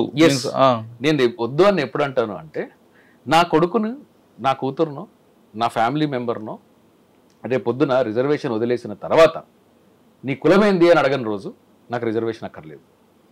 మీకు ఈ యాంటీ రిజర్వేషన్ వ్యక్తులందరూ కూడా ఏం మాట్లాడతారంటే, వీళ్ళందరికీ రిజర్వేషన్ వద్దు, ఒక్కరు కూడా కులం వద్దు అని చెప్పరండి. అంటే కులం కావాలి, రిజర్వేషన్ వద్దు. ఇది ఎక్కడ ఇది? ఆ రిజర్వేషన్ తీసుకుని వచ్చింది ఎందుకు? ఇది సమాజంలో నువ్వు పెట్టిన రుగ్మతల వల్లే కదా, సమాజంలో నువ్వు నన్ను వెలియడం వల్లే కదా, నన్ను ముందుకు రానికపోవడం వల్లే కదా. ఇప్పుడు ఎందుకు ప్రపంచ దేశాల్లో ఏదైనా ఒక రిలీజియస్ కన్వర్షన్ జరిగితే నువ్వు గగ్గోలు పెడుతున్నావే, కానీ ఎక్కడ నువ్వు నన్ను ట్రీట్ చేసిన విధానం ఏంటి? ఏమంటే ఒక దేశంలో మైనారిటీలు ఎంత కాన్ఫిడెన్స్తో బతుకుతున్నారు, మైనారిటీల హక్కులు ఎలా ప్రొటెక్ట్ చేయబడుతున్నాయి అనే దాంట్లో మెజారిటీ యొక్క క్యారెక్టర్ కనిపిస్తుంది మనకు. ఎందుకని? మెజారిటీ వర్గాలు వాళ్ళ క్యారెక్టర్ మంచిదై ఉండుంటే మైనారిటీ హక్కుల్ని కాపాడతారు. మైనారిటీ హక్కులు లేవు అంటే మెజారిటీ క్యారెక్టర్ బాగాలేదు అని అర్థం. ఇప్పుడు కాసేపు మైనారిటీ మెజారిటీ అంటే మీరు ముస్లింలు క్రిస్టియన్లను పక్కన పెట్టండి, హిందూ సమాజాన్ని తీసుకోండి. హిందూ సమాజంలో మైనారిటీలు ఎస్సీ ఎస్టీలు కదా. మా హక్కులు ఎక్కడున్నాయి? మమ్మల్ని మనుషులుగా చూసారా? రిజర్వేషన్ వద్దు అంటున్నారు. అత్యధికంగా 95% కన్నా ఎక్కువ డ్రైనేజీల్లో దిగేది ఈరోజు ఎవరు? మున్సిపల్ కార్మికులు ఎవరు? అక్కడ రిజర్వేషన్ ఎందుకు అడగలేదు? అవును, ఎందుకు? అది నా క్వశ్చన్ కూడా అది. రిజర్వేషన్ ఎందుకు అడగలేదు? కాదండి, ఎందుకు అంటే అన్నిట్లో కావాలి రిజర్వేషన్ కదా. మీరు చెప్పిన 2 ఉద్యోగాలు ఎందుకు తీసుకోరు వేరే వాళ్ళు? ఎందుకు అదే చెప్తున్నా. మీకు వాళ్ళు కావాలా? ఎస్, కల్పించినా కానీ అక్కడే మీ మనస్తత్వం ఉంది. నీకు పని చేయడానికి, నీ దగ్గర సర్వెంట్గా పనిచేయడానికి డాక్టర్ బాబాసాహెబ్ అంబేద్కర్ అంటారు, చాలా సిగ్నిఫికెంట్, ప్రపంచంలో ఎవరు చేయనటువంటి ఒక అబ్జర్వేషన్ డాక్టర్ అంబేద్కర్ అన్నది ఏంటంటే, పని విభజన కాదు కులం అంటే. కులాన్ని ఏమంటారంటే డివిజన్ ఆఫ్ లేబర్ అంటారు. డివిజన్ ఆఫ్ లేబర్ కాదు, డివిజన్ ఆఫ్ లేబర్ ప్రపంచవ్యాప్తంగా ప్రతి దేశంలో కూడా డివిజన్ ఆఫ్ లేబర్ అవసరము. కానీ భారతదేశంలో ఉండేది డివిజన్ ఆఫ్ లేబర్ కాదు, డివిజన్ ఆఫ్ ద లేబరర్స్ అంటారు. పని చేసే వాళ్ళ విభజన, ఇది పని విభజన కాదు. సరే, పని విభజన అయితే అది పని విభజన అంటే ఎలా ఉంటుందంటే, నేను ఒక లాయర్ని, నా కొడుకు రేపు డాక్టర్ అవ్వచ్చు, లేదా ఒక చిన్న ఉద్యోగం కావచ్చు, లేదా బిజినెస్ చేసుకోవచ్చు, లేదా ఏమీ చేయకపోవచ్చు. ఖచ్చితంగా లాయర్ అవ్వాల్సిన అవసరం లేదు. కానీ ఇది పని విభజన. పని చేసే వాళ్ళ విభజన అంటే ఏంటంటే, నా కొడుకు లాయరే కావాలి అనేది పని చేసే వాళ్ళ విభజన. ఇప్పుడు మీరు చెప్పిన మున్సిపల్ కార్మికులు కానీ, మీరు చెప్పిన కొన్ని కులాలు కానీ, ఎందుకంటే వాళ్ళే రావాలి. ఎస్, ఎగ్జాక్ట్లీ, వాళ్ళే రావాలంటే రాకూడదు. మిగతా కులం ఎందుకు ట్రై చేయరు? అసలు అంటే ఆ కులంలో పుట్టినవాడు ఆ కులంలో అదే ఉద్యోగం. నా దృష్టిలో అది కులవృత్తిగా మార్చేశారు. నా దృష్టిలో ఏ వ్యక్తి కూడా డ్రైనేజీల్లో దిగకూడదు. ఏ వ్యక్తి కూడా అసలు చూస్తుంటే ఆ మున్సిపల్ కార్మికులను చూస్తుంటే కడుపు తరుక్కుపోద్ది. కనీసం సేఫ్టీ గేర్స్ లేకుండా ఆ డ్రైన్లలో పడి, మ్యాన్హోల్లో పడి చచ్చిపోయిన వాళ్ళు ఎంతమంది ఉన్నారండి? కనీసం మాస్కులు లేకుండా ఆ పీపీఈ కిట్లు లాంటివి ఫారిన్ కంట్రీస్లో చూసాను నేను. మొత్తం కవర్ ఉంటుంది, అందులో వాటర్లోకి డ్రైన్లోకి దిగాలంటే వీళ్ళు ఆక్సిజన్లు పెట్టుకొని, ప్రాపర్ సప్లై పెట్టుకొని, ఒక మాస్క్లు వేసుకొని, ఒక సూట్ ఉంటుంది, సూట్ వేసుకొని అప్పుడు దిగి దాన్ని ఏదో చేస్తారు. మీకు ఇంకొక సత్యం చెప్పాలా? మన దగ్గర షర్ట్ తీసేసి చెడ్డీల మీద డ్రైన్లో దిగి ఏంది ఎక్కడున్నా మనం? కాదండి, మీకు దీంట్లో ఇంకొక సత్యం చెప్పాలా? మీరు చెప్తున్నట్లుగా అదే కార్మికుడు మీరు అన్నట్లుగా లుంగి మీదో నిక్కర మీదో ముక్కు మూసుకొని కిందకి దిగి ఆ లోపల డ్రైనేజ్ అంతా బయటకు తీసుకొస్తాడు. ఒకవేళ అన్ఫార్చునేట్లీ ఆయన ఒకవేళ చిక్కుకున్నాడు అనుకోండి, వెంటనే డిజాస్టర్ మేనేజ్మెంట్ టీం వస్తుంది. వాళ్ళు మాత్రం మంచి సూటు, ఆక్సిజన్ మాస్క్, వాళ్ళకి సేఫ్టీ గార్డు అన్ని వేసుకుని దిగుతారు. ఇదే సిస్టమ్ ని వాళ్ళకి ఎందుకు ఇవ్వరు? అదే కదా, మీ క్యారెక్టర్ అక్కడే కదా తెలుస్తుంది. మెజారిటీ క్యారెక్టర్ ఎక్కడ తెలుస్తుంది? చనిపోడు కదా. బాబాసాహెబ్ అంబేద్కర్ ఏమంటారంటే, ఈ దేశంలో మెజారిటీ అంటే కేవలం కమ్యూనల్ మెజారిటీ మాత్రమే అంటారు. సో ఇక్కడ మీకు ఒక ఐఏఎస్ ఆఫీసర్ ఉన్నాడు, మీరు ఇందాక చెప్పిన ఐపీఎస్ ఆఫీసర్ ఆయన వదిలేసుకున్నారు అని అంటారు. ఎవరిదో ఎందుకు నేను పేరు చెప్తాను, మన ప్రవీణ్ కుమార్ గారు ఆయన డిక్లేర్ కూడా చేశారు, నా పిల్లలకు నేను రిజర్వేషన్ వాడతాను. నేను ప్రవీణ్ కుమార్ గారి మీద నాకు చాలా రెస్పెక్ట్ ఉంది, ఎందుకంటే ఆయన చేసిన సర్వీస్ ఎక్సలెంట్ సర్వీస్ చేశారు, no doubt about it. Praveen Kumar గారి దళిత ఐడెంటిటీ పోయిందా? వాళ్ళ పిల్లల కమ్యూనిటీ ఐడెంటిటీ పోయిందా? ప్రవీణ్ కుమార్ గారు ఐపీఎస్గా ఉన్నప్పుడు వారిద్దరు అంబేద్కర్ ఏమంటారంటే, ఒక ఐఏఎస్ ఐపీఎస్ ఒక ఆఫీసర్గా కూర్చున్న అంటరాని కులానికి సంబంధించిన వ్యక్తి ఆ ఆఫీసులో ఉన్నప్పుడు మాత్రము అతని దగ్గర పనిచేసే చపరాసి ఒకవేళ బ్రాహ్మణుడు అయ్యిండుంటే అతను అటెండర్ అయినా కానీ చపరాసి అయి ఉన్నా కానీ అది ఆఫీస్ వరకే, గుమ్మం గేట్ దాటిన తర్వాత మళ్ళా వీళ్ళిద్దరు ఎవరు, ఆయన బ్రాహ్మణుడు, ఆయన ఉన్నతమైన వర్గానికి సంబంధించిన వాడు, ఈయన అంటరాని వాడు. సో సమాజం ఏముంది, ప్రభుత్వంలో మీరు రిజర్వేషన్ తీసుకున్నారు, ప్రభుత్వంలో మీరు ఒక పదవి కల్పించారు, సమాజంలోకి వచ్చిన తర్వాత నేను ఎవరిని, సమాజం నన్ను ఎలా చూస్తుంది? మనకు దేశానికి మొట్టమొదటిసారిగా ఒక president of India schedule caste community background నుంచి వచ్చాడు అనే ఒక కారణంతో పత్రికలు ఏం రాశాయండి ఆ రోజున? First untouchable president of India visited England అని రాశారు. President of India first untouchable. ఎక్కడున్నాం మనము? మీరు ఒక చీఫ్ జస్టిస్ ఆయన ఇప్పుడు కాబోతున్నారు జస్టిస్ గవాయ్ గారు, ఆయన గురించి ఆర్టికల్స్ ఇప్పుడు గూగుల్ చేసి చూడండి మీరు. He will be the first scheduled cost chief minister, he will be the first schedule caste second schedule caste person to become chief justice of India. అంతకుముందు చీఫ్ జస్టిస్ ఆఫ్ ఇండియా అయితే ఒక్కరు chief justice of India schedule caste community అయ్యారు. మీరు ఇప్పటిదాకా judiciary వ్యవస్థలో ఒక scheduled cost person chief justice అయితే ఒక హైకోర్టుకో సుప్రీంకోర్టుకో ఇతను దళిత వర్గాన్ని నుంచి వచ్చారు అంటున్నారు కదా, ఎందుకని మిగతా వాళ్ళందరినీ ఇతను బ్రాహ్మణ చీఫ్ జస్టిస్, ఇతను రెడ్డి చీఫ్ జస్టిస్, ఇతను కమ్మ చీఫ్ జస్టిస్ అని ఎందుకన్నారు? అక్కడే కదా విభజన. అంటే నీ స్థాయి లేదు, నీ స్థాయి లేకపోయినా నన్ను తీసుకొని వచ్చావు అని చెప్పేసి నువ్వు నాకు ఎత్తి చూపిస్తున్నావా? అంతే కదా, నా స్థాయి ఏంటని నువ్వు నాకు గుర్తు చేస్తున్నావా సమాజంలో? ఈరోజు కుల హత్యలు, కుల దురహంకార హత్యలు ఎందుకు జరుగుతున్నాయి? అహంకారంతో కాదు. అంటే నీకు కులం కావాలి, రిజర్వేషన్లు మాత్రం వద్దు. ఎందుకని వద్దు? నిజంగా చెప్తున్నా, ఈ రిజర్వేషన్లు వాడుకునే వాళ్ళకి కూడా ఉత్త దద్దమ్మలు. ఎందుకు చెప్తున్నాను అంటే, ఒక పురోహితుడు కానీ, ఒక అగ్రవర్గానికి సంబంధించిన రిజర్వేషన్ వ్యతిరేకించే వ్యక్తి కానీ అతనికి ఉద్యోగము రాలేదు అంటే ఇతను రిజర్వేషన్ వల్ల నాకు రాలేదు, వీళ్ళ వల్లనే నాకు రాలేదు అని చెప్పి అది తప్పు ఒప్పు పక్కన పెట్టండి. నేను ఎగ్జాంపుల్ చదువుకుంటే నీకు ఎవరు రావద్దంట, నేను ఎగ్జాంపుల్ చెప్తున్నా, నేను ఫర్ ఆర్గ్యుమెంట్ సేక్ చెప్తున్నా. నేను వీళ్ళని కంచిపరచడానికి చెప్పట్లా, నేను రిజర్వేషన్ వాడుకునే వాళ్ళ మైండ్ సెట్ ఏంది ఈ రోజున అని చెప్తున్నా. అంటే రాజ్యం ఎలా తయారు చేసి పెట్టింది వీళ్ళని అని చెప్తున్నా. అంబేద్కర్ గురించి అర్థం చేసుకోకుండా ఎలా చేసి పెట్టింది అంటున్నా. కుట్రలో భాగం ఏంటి అని చెప్తున్నా. ఏంది అంటే, నాకు ఉద్యోగం రాలేదంటే ఈ రిజర్వేషన్ వల్ల నాకు ఉద్యోగం రాలేదు, ఈ రిజర్వేషన్ వల్ల నాకు సీట్ రాలేదు అని చెప్పి వీడు ఈ రిజర్వేషన్లో వచ్చిన ఎస్సీ ఎస్టీలను తిడతాడు. కానీ అదే ఎస్సీ ఎస్టీలు రిజర్వేషన్ వల్ల ఉద్యోగం పొందితే వీళ్ళు వెళ్ళి దేవుడి దగ్గర దండం పెట్టి నాకు దేవుడు ఉద్యోగం ఇచ్చాడు అని చెప్పేసి అదే ఎవరైతే రిజర్వేషన్ ని వ్యతిరేకిస్తున్నారో వాళ్ళకి 11 రూపాయలు దక్షిణ పెట్టి 111 రూపాయలు దక్షిణ పెట్టి కాళ్ళు మొక్కి అక్షంతలు వేయించుకొని దండం పెడతారు. కానీ అంబేద్కర్ బొమ్మ అంటే అంబేద్కర్ బొమ్మ దగ్గరికి వెళ్ళాల్సిన అవసరం లేదు. నువ్వు ఎక్కడ గుర్తిస్తున్నావు? నీ హక్కుల్ని ఎవరు అడ్డుకుంటున్నారని నువ్వు ఎక్కడ గుర్తిస్తున్నావు? ఒక వ్యక్తి రిజర్వేషన్ ని వ్యతిరేకించే వ్యక్తి దగ్గరికి నువ్వు వెళ్ళి కాళ్ళు మొక్కి నువ్వు దండం పెట్టి అక్షంతలు వేయించుకుంటున్నావు కదా, నీకు అసలు ఎక్కడి నుంచి వచ్చింది ఆ హక్కు? రిజర్వేషన్ మాత్రమే కాదండి, ప్రతి ఒక్క పౌరుడు కూడా రిజర్వేషన్ని వాడుకున్నా వాడుకోకపోయినా, ఈరోజు నేను రిజర్వేషన్ వాడినా వాడకపోయినా, నా పిల్లలకు రిజర్వేషన్ వాడినా వాడకపోయినా, కేవలం అంబేద్కర్ ఉన్నారు కాబట్టి మాత్రమే ఈరోజు మనుషులు బతుకుతున్నారు. ఎందుకో చెప్తాను నేను. మనిషికి కావాల్సిన కనీస అవసరాలు ఏంటండి? కూడు గూడు నీడ, అంతే. గుడ్డ ఏదో పెట్టారు, రోటీ కపడా అమ్మక, ఇవన్నీ ప్రతి జంతువుకి కావాల్సింది కదా. ఇవి బ్రతకడానికి కదా, జీవించడానికి ఏంది? రాజ్యాంగం తీసుకొని వచ్చినది ఏంది? రోటీ కపడా మకాన్ కాదండి. రోటీ కపడా మకాన్లో పెట్టి ఈ అంబేద్కరిస్టులు అని చెప్పుకుంటున్న వాళ్ళు కూడా రోటీ కపడా మకాన్ దగ్గర ఆగిపోయారు. రోటీ కపడా మకాన్ కాదు, డిగ్నిటీ, ఐడెంటిటీ, ఆపర్చునిటీ రాజ్యాంగం తీసుకొచ్చింది. సమాన హక్కు, గుర్తింపు, అవకాశం ఇవి ఉంటే మీ రోటీ కప్పుడు అమ్మకాన్ని మీరు తెచ్చుకుంటారు. ఒక as an Ambedkar right, dignity, identity, opportunity. రాజ్యాంగం ప్రతి ఒక్క పౌరుడికి కల్పించిన హక్కులు ఇవి.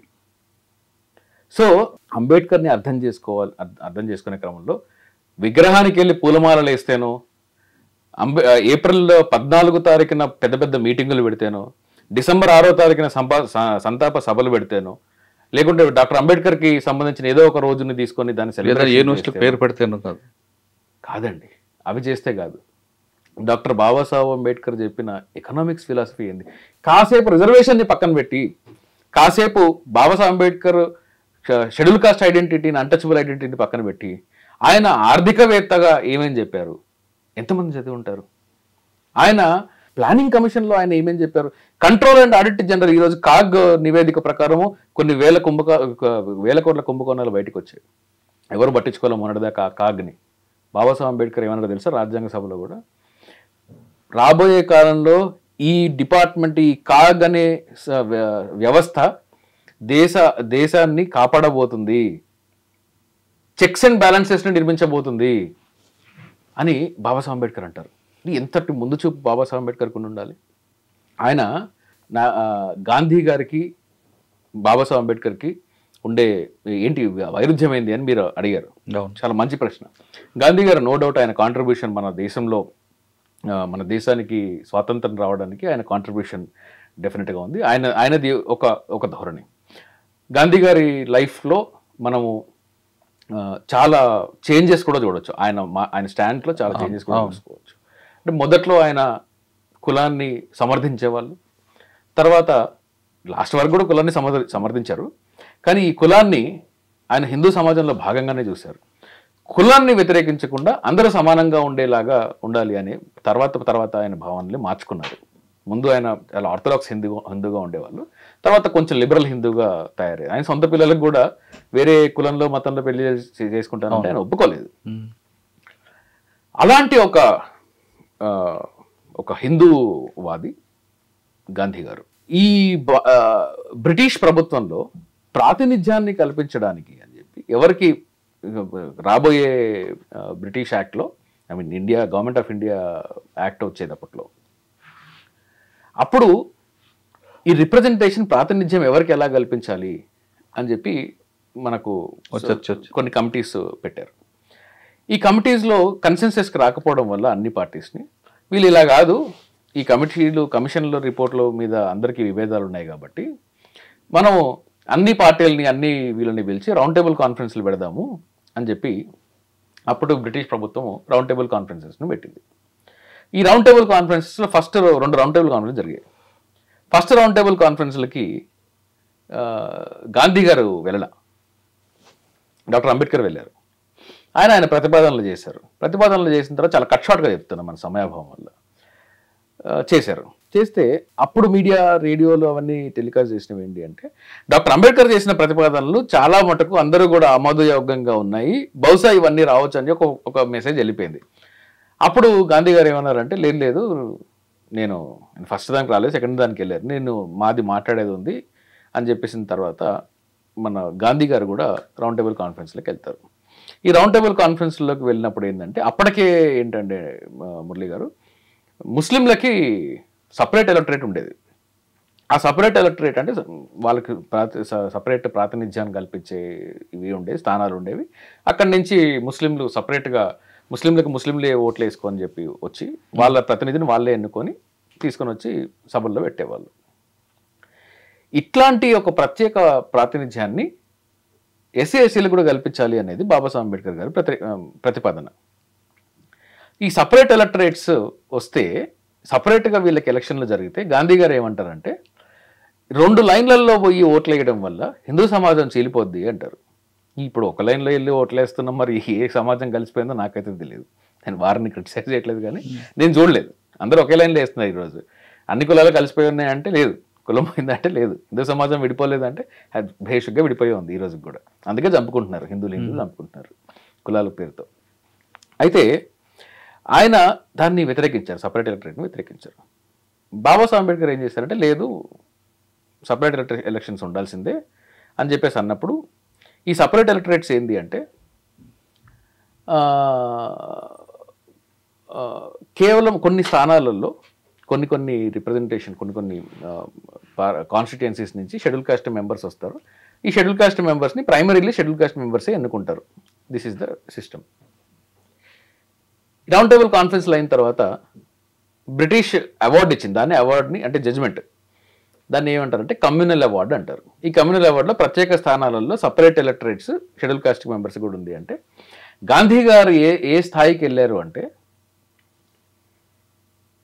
ఈ సపరేట్ ఎలక్టరేట్ కానీ ఉంటే నేను ఆమరణ నిరాహార దీక్ష చేస్తాను అని చెప్పి మొట్టమొదటిసారి, బహుశా ఆఖరిసారి ఆయన ఆమరణ నిరాహార దీక్ష చేసింది schedule caste communities separate electorates ఉండకూడదు అనే అంశంలో. అందుకనే majority of schedule caste community members Gandhi గారి పట్ల కొంత వ్యతిరేకత ఎందుకు ఉంటుంది అంటే ఇందుకే ఉంటుంది. అందుకే ఇదే చరిత్ర అండి. గాంధీ గారిని కించపరచుకోవడమో అంబేద్కర్ గారిని గ్లోరిఫై చేయడమో దీని ఉద్దేశం కాదు, నేను చరిత్ర మాత్రమే చెప్తున్నా. ఆ తర్వాత ఏమైంది అంటే ఇక దేశంలో చాలా అన్రెస్ట్ క్రియేట్ అయింది ఈ సపరేట్ ఎలక్షన్స్ వల్ల. ఈ అన్రెస్ట్ క్రియేట్ అయినప్పుడు గాంధీ గారు ఫాస్ట్ అండ్ టు డెత్ ఆమరణ నిరాహార దీక్ష చేస్తానని చెప్పేసి పిలుపునిచ్చినప్పుడు గాంధీ గారు జైల్లో ఉన్నారు, ఎర్రవాడ జైల్లో ఉన్నారు. డాక్టర్ అంబేద్కర్ మీద ప్రెషర్ పెరగడం స్టార్ట్ అయింది. ఈ ప్రెషర్ ఏ స్థాయికి పెరగడం స్టార్ట్ అయిందంటే ఊహాగానాలు. గాంధీ గారు ఆరోగ్యం క్షీణించింది, ఆయన చనిపోతారని చెప్పి. తర్వాత దేశవ్యాప్తంగా కూడా చాలామంది schedule caste community, untouchable community మీద చాలా దాడులు జరగడము, ఇల్లు తగలబెట్టడము, ఇలాంటివి జరిగేవి. ఇలాంటివి జరుగుతున్న క్రమంలో ఒక 3 రోజులు 4 రోజులు ఫాస్టింగ్ అనంతరం బాబాసాహెబ్ అంబేద్కర్ ఏం చేశారంటే, లేదు గాంధీ గారి ఆరోగ్యం క్షీణిస్తుంది, ప్రెషర్ పెరుగుతుంది, సమాజం నుంచి ప్రెషర్ ఉంది, గవర్నమెంట్ నుంచి ప్రెషర్ ఉంది, బ్రిటిష్ వాళ్ళు తేల్చి చెప్పేశారు. ఇది మేము మా ఈ సుదీర్ఘంగా చేసిన కమిటీలు తర్వాత రౌండ్ టేబుల్ కాన్ఫరెన్స్ల తర్వాత మేము ఒక జడ్జిమెంట్ ఇచ్చాము, మేము ఇలా చేస్తామని చెప్పి ప్రతిపాదించాము. ఇప్పుడు దీన్ని మార్చాలి అంటే కేవలం అంబేద్కర్ మాత్రమే దీన్ని చేయగలరు, మేము దీనిలో ప్రమేయం చేసుకోము అని చెప్పేసి వాళ్ళు కరాఖండ్గా చెప్పారు. అప్పుడు డాక్టర్ అంబేద్కర్ మీద ప్రెజర్ పెట్టినప్పుడు ఆయన ముందు బహుశా ఒక సవాల్ ఉండేది. గాంధీ గారికి ఏమన్నా అయితే ఖచ్చితంగా బ్రిటిష్ ప్రభుత్వం ప్రెజర్లోకి వచ్చి ఈ హక్కుని తీసేసే ప్రమాదం ఉంది. గాంధీ గారికి హాని చేయడం కూడా మన ఉద్దేశం కూడా కాదు. కాబట్టి మనము ఏం చేద్దామని ఆయన కాంప్రమైజ్కి రెడీ అయ్యారు. అంబేద్కర్ గారు కాంప్రమైజ్కి రెడీ అయ్యి ఈయననే గాంధీ గారు ఉండే ఎర్రవాడ జైలుకి వెళ్ళారు. ఎర్రవాడ జైలుకి వెళ్తే అక్కడ గాంధీ గారు లేదు, నేను అంటే డ్రమాటిక్గా చెప్పదలుచుకోలేదు కానీ లేదు, ఈ సపరేట్ ఎలక్టరేట్స్కి నేను ఒప్పుకోను, నాకు జాయింట్ ఎలక్షన్సే కావాలి, అందరూ కలిసే ఓటారు, అంటే ఈరోజు ఉండే వ్యవస్థ ఉండాలి అని చెప్పి గాంధీ గారు అన్నప్పుడు డాక్టర్ అంబేద్కర్ ఏమంటారంటే, I'm prepared to save your life. ఎందుకంటే ఆయన అంటారనమాట, గాంధీ గారు అంటారు, నా లైఫ్ నన్ను కాపాడు అని చెప్పేసి అంటారు. ఆయన ఆమరణ నిరాహారలో దీక్షలో ఉన్నారు కాబట్టి, I'm prepared to save your life mister Gandhi, మీ ప్రాణాన్ని కాపాడడానికి నేను రెడీగా సిద్ధంగా ఉన్నాను, కానీ not at the cost of my people. నా సమాజాన్ని అడ్డుపెట్టి సమాజ హక్కుల్ని వదిలేసుకొని నేను మిమ్మల్ని కాపాడడానికి సిద్ధంగా లేను, కానీ మిమ్మల్ని కాపాడడానికి సిద్ధంగా ఉన్నా. కాబట్టి నేను కొంచెం కాంప్రమైజెస్ చేస్తాను, జాయింట్ ఎలక్షన్స్ చేద్దాం, కానీ నాకు కొన్ని కండిషన్స్ ఉన్నాయి అంటారు. గాంధీ గారు ఓకే రైట్, జాయింట్ ఎలక్షన్స్కి మీరు ఒప్పుకుంటున్నారు కాబట్టి మీ కండిషన్స్ మేము ఒప్పుకుంటాం అన్నారు. అందులో ప్రైమరీ కండిషన్స్ మురళి గారు మీకు చెప్తే ఆశ్చర్యంగా ఉంటుంది. ప్రైమరీ కండిషన్ ఏంటంటే, షెడ్యూల్ కాస్ట్ కమ్యూనిటీస్కి ప్రైమరీ ఎలక్షన్ ఉండాలి. 2 ఓట్లు ఉంటాయి వీళ్ళకి. షెడ్యూల్ కాస్ట్ కమ్యూనిటీకి 2 ఓట్లు ఉంటాయి. ఒక ఓటు ఎవరికి వేస్తారు? రిజర్వ్డ్ స్థానాల్లో ఉండే ఒక వ్యక్తికి వేస్తారు. చాలా అంటే దేశ రాజకీయం అర్థమయ్యే ఒక అంశాన్ని నేను చెప్తున్నాను. ఈ రోజు కూడా మీకు దేశ రాజకీయం అర్థమైపోతుంది, షెడ్యూల్ కాస్ట్ కమ్యూనిటీస్ వెనకాలలో ఉండే రాజకీయం మీకు అర్థమైపోతుంది. ఒక ఓటు రిజర్వ్డ్ స్థానాల్లో ఉండే ఒక రిజర్వ్డ్ క్యాండిడేట్కి ఓటేస్తారు. అంటే ఈ రోజు భాషలో చెప్పారంటే ఒక ఎమ్మెల్యే గారు ఉన్నారు, ఆయనకి అంటే రిజర్వ్డ్ స్థానం ఉంది, ఎస్సీ ఎస్టీ రిజర్వ్డ్ స్థానం ఉంది. ఈ రిజర్వ్డ్ స్థానంలో ఒక షెడ్యూల్ కాస్ట్ వ్యక్తులు ఎమ్మెల్యేకి ఓటేస్తారు, at the same time schedule caste వ్యక్తులు ఓటేస్తారు, మెజారిటీ వ్యక్తులు వేరే కమ్యూనిటీ వ్యక్తులు కూడా ఓటేస్తారు. 2 ఓట్లు ఉంటాయి. ఈ సపరేట్గా ఉండే స్థానాల్లో షెడ్యూల్ కాస్ట్ మెంబర్స్కి 2 ఓట్లు ఉంటాయి. ఒకటి దే విల్ ఆల్సో ఎలెక్ట్, అంటే అంతకుముందు వ్యవస్థలో they will also elect normal పర్సన్స్కి ఓటేస్తారు, షెడ్యూల్ కాస్ట్ పర్సన్స్కి ఓటేస్తారు, వీళ్ళు సపరేట్గా వెళ్తారు. ఇది వ్యవస్థ. గాంధీ గారు చెప్పిన జాయింట్ వ్యవస్థలో అది ఉండదు ఇంకా. కాబట్టి అంబేద్కర్ గారు చేసిన ప్రపోజల్ ఏంటి అంటే ప్రైమరీ ఎలక్షన్స్ జరగాలి. మాకు 2 ఓట్లు లేవు కదా, ఇంకా ఒకే ఓటు కూడా ఉంది. సో ప్రైమరీ ఎలక్షన్ జరగాలి. ఈ ప్రైమరీ ఎలక్షన్స్ ఉద్దేశం ఏంటి అంటే మెయిన్ ఎలక్షన్స్ జరగడానికి ముందు కేవలం షెడ్యూల్ కాస్ట్ మెంబర్స్ మాత్రమే పోటీ చేస్తారు. ఓకే, దీనికి కేవలం షెడ్యూల్ కాస్ట్ మెంబర్స్ మాత్రమే ఓటేస్తారు. అంటే ఇది దేనికోసం ప్రైమరీ ఎలక్షన్ కేవలం క్యాండిడేట్ ని సెలెక్ట్ చేయడం మాత్రమే దీని ఉద్దేశం. అంటే ఇప్పుడు ఒక ఎమ్మెల్యే స్థానం ఉంది, ఇప్పుడు ఖైరతాబాద్ ఎమ్మెల్యే ఉన్నారు, అదొక రిజర్వ్డ్ స్థానం అనుకోండి. ఈ రిజర్వ్డ్ స్థానంలో ఎవరు పోటీ చేస్తారు అనే విషయాన్ని షెడ్యూల్ కాస్ట్ మెంబర్స్ మాత్రమే డిసైడ్ చేస్తారు. అట్లీస్ట్ సమ్ అష్యూరెన్స్ ఉంటుంది మాకు, మావాడే వచ్చాడు, వీడు మాకే పని చేస్తాడు, మా ఓట్లు లేకుంటే వీడు ఎమ్మెల్యే గాడు అనే ఒక ధైర్యం ఉంటుంది అని చెప్పి ఈ ప్రతిపాదన చేస్తారు.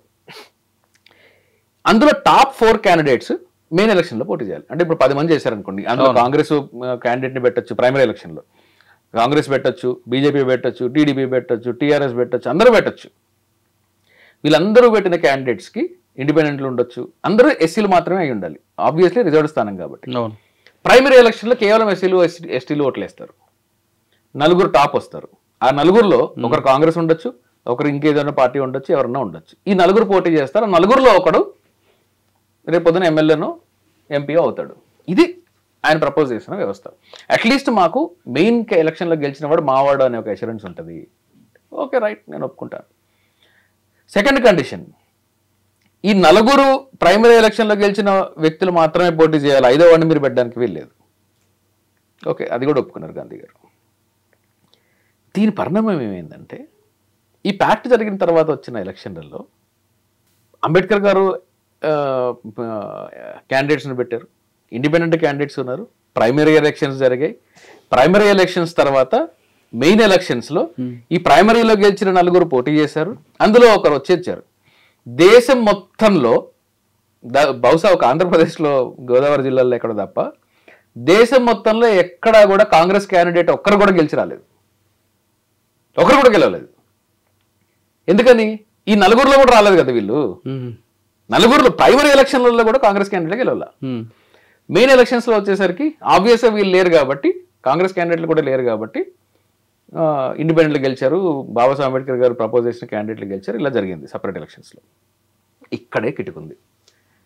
తర్వాత జరిగిన ఎలక్షన్లలో కాంగ్రెస్ గారు ఏం చేశారంటే, అందుకనే బాబాసాహెబ్ అంబేద్కర్ రాస్తారు, what Gandhi and Congress have done to untouchables. Gandhi మరియు కాంగ్రెస్ అంటరాని వారిని ఏం చేశారు అని చెప్పి పుస్తకం ఉంది, వాల్యూమ్ 9 అనుకుంటాను. తర్వాత జరిగిన ఎలక్షన్స్లో మురళీ గారు ప్రైమరీ ఎలక్షన్స్ జరిగాయి, ప్యాక్ట్ ప్రకారం, ఒప్పందం ప్రకారం, పూనా ఒడంబడిక అంటారు దాన్ని, పూనా ఒప్పందం అంటారు.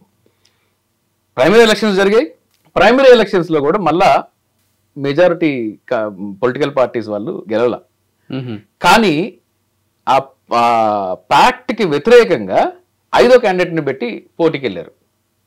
అంటే ప్రైమరీలో గెలిచిన వాడు కాకుండా తూచి కుదరదని చెప్పి, ఎందుకని వాళ్ళ ఎవరు రాలే కదా. అవును.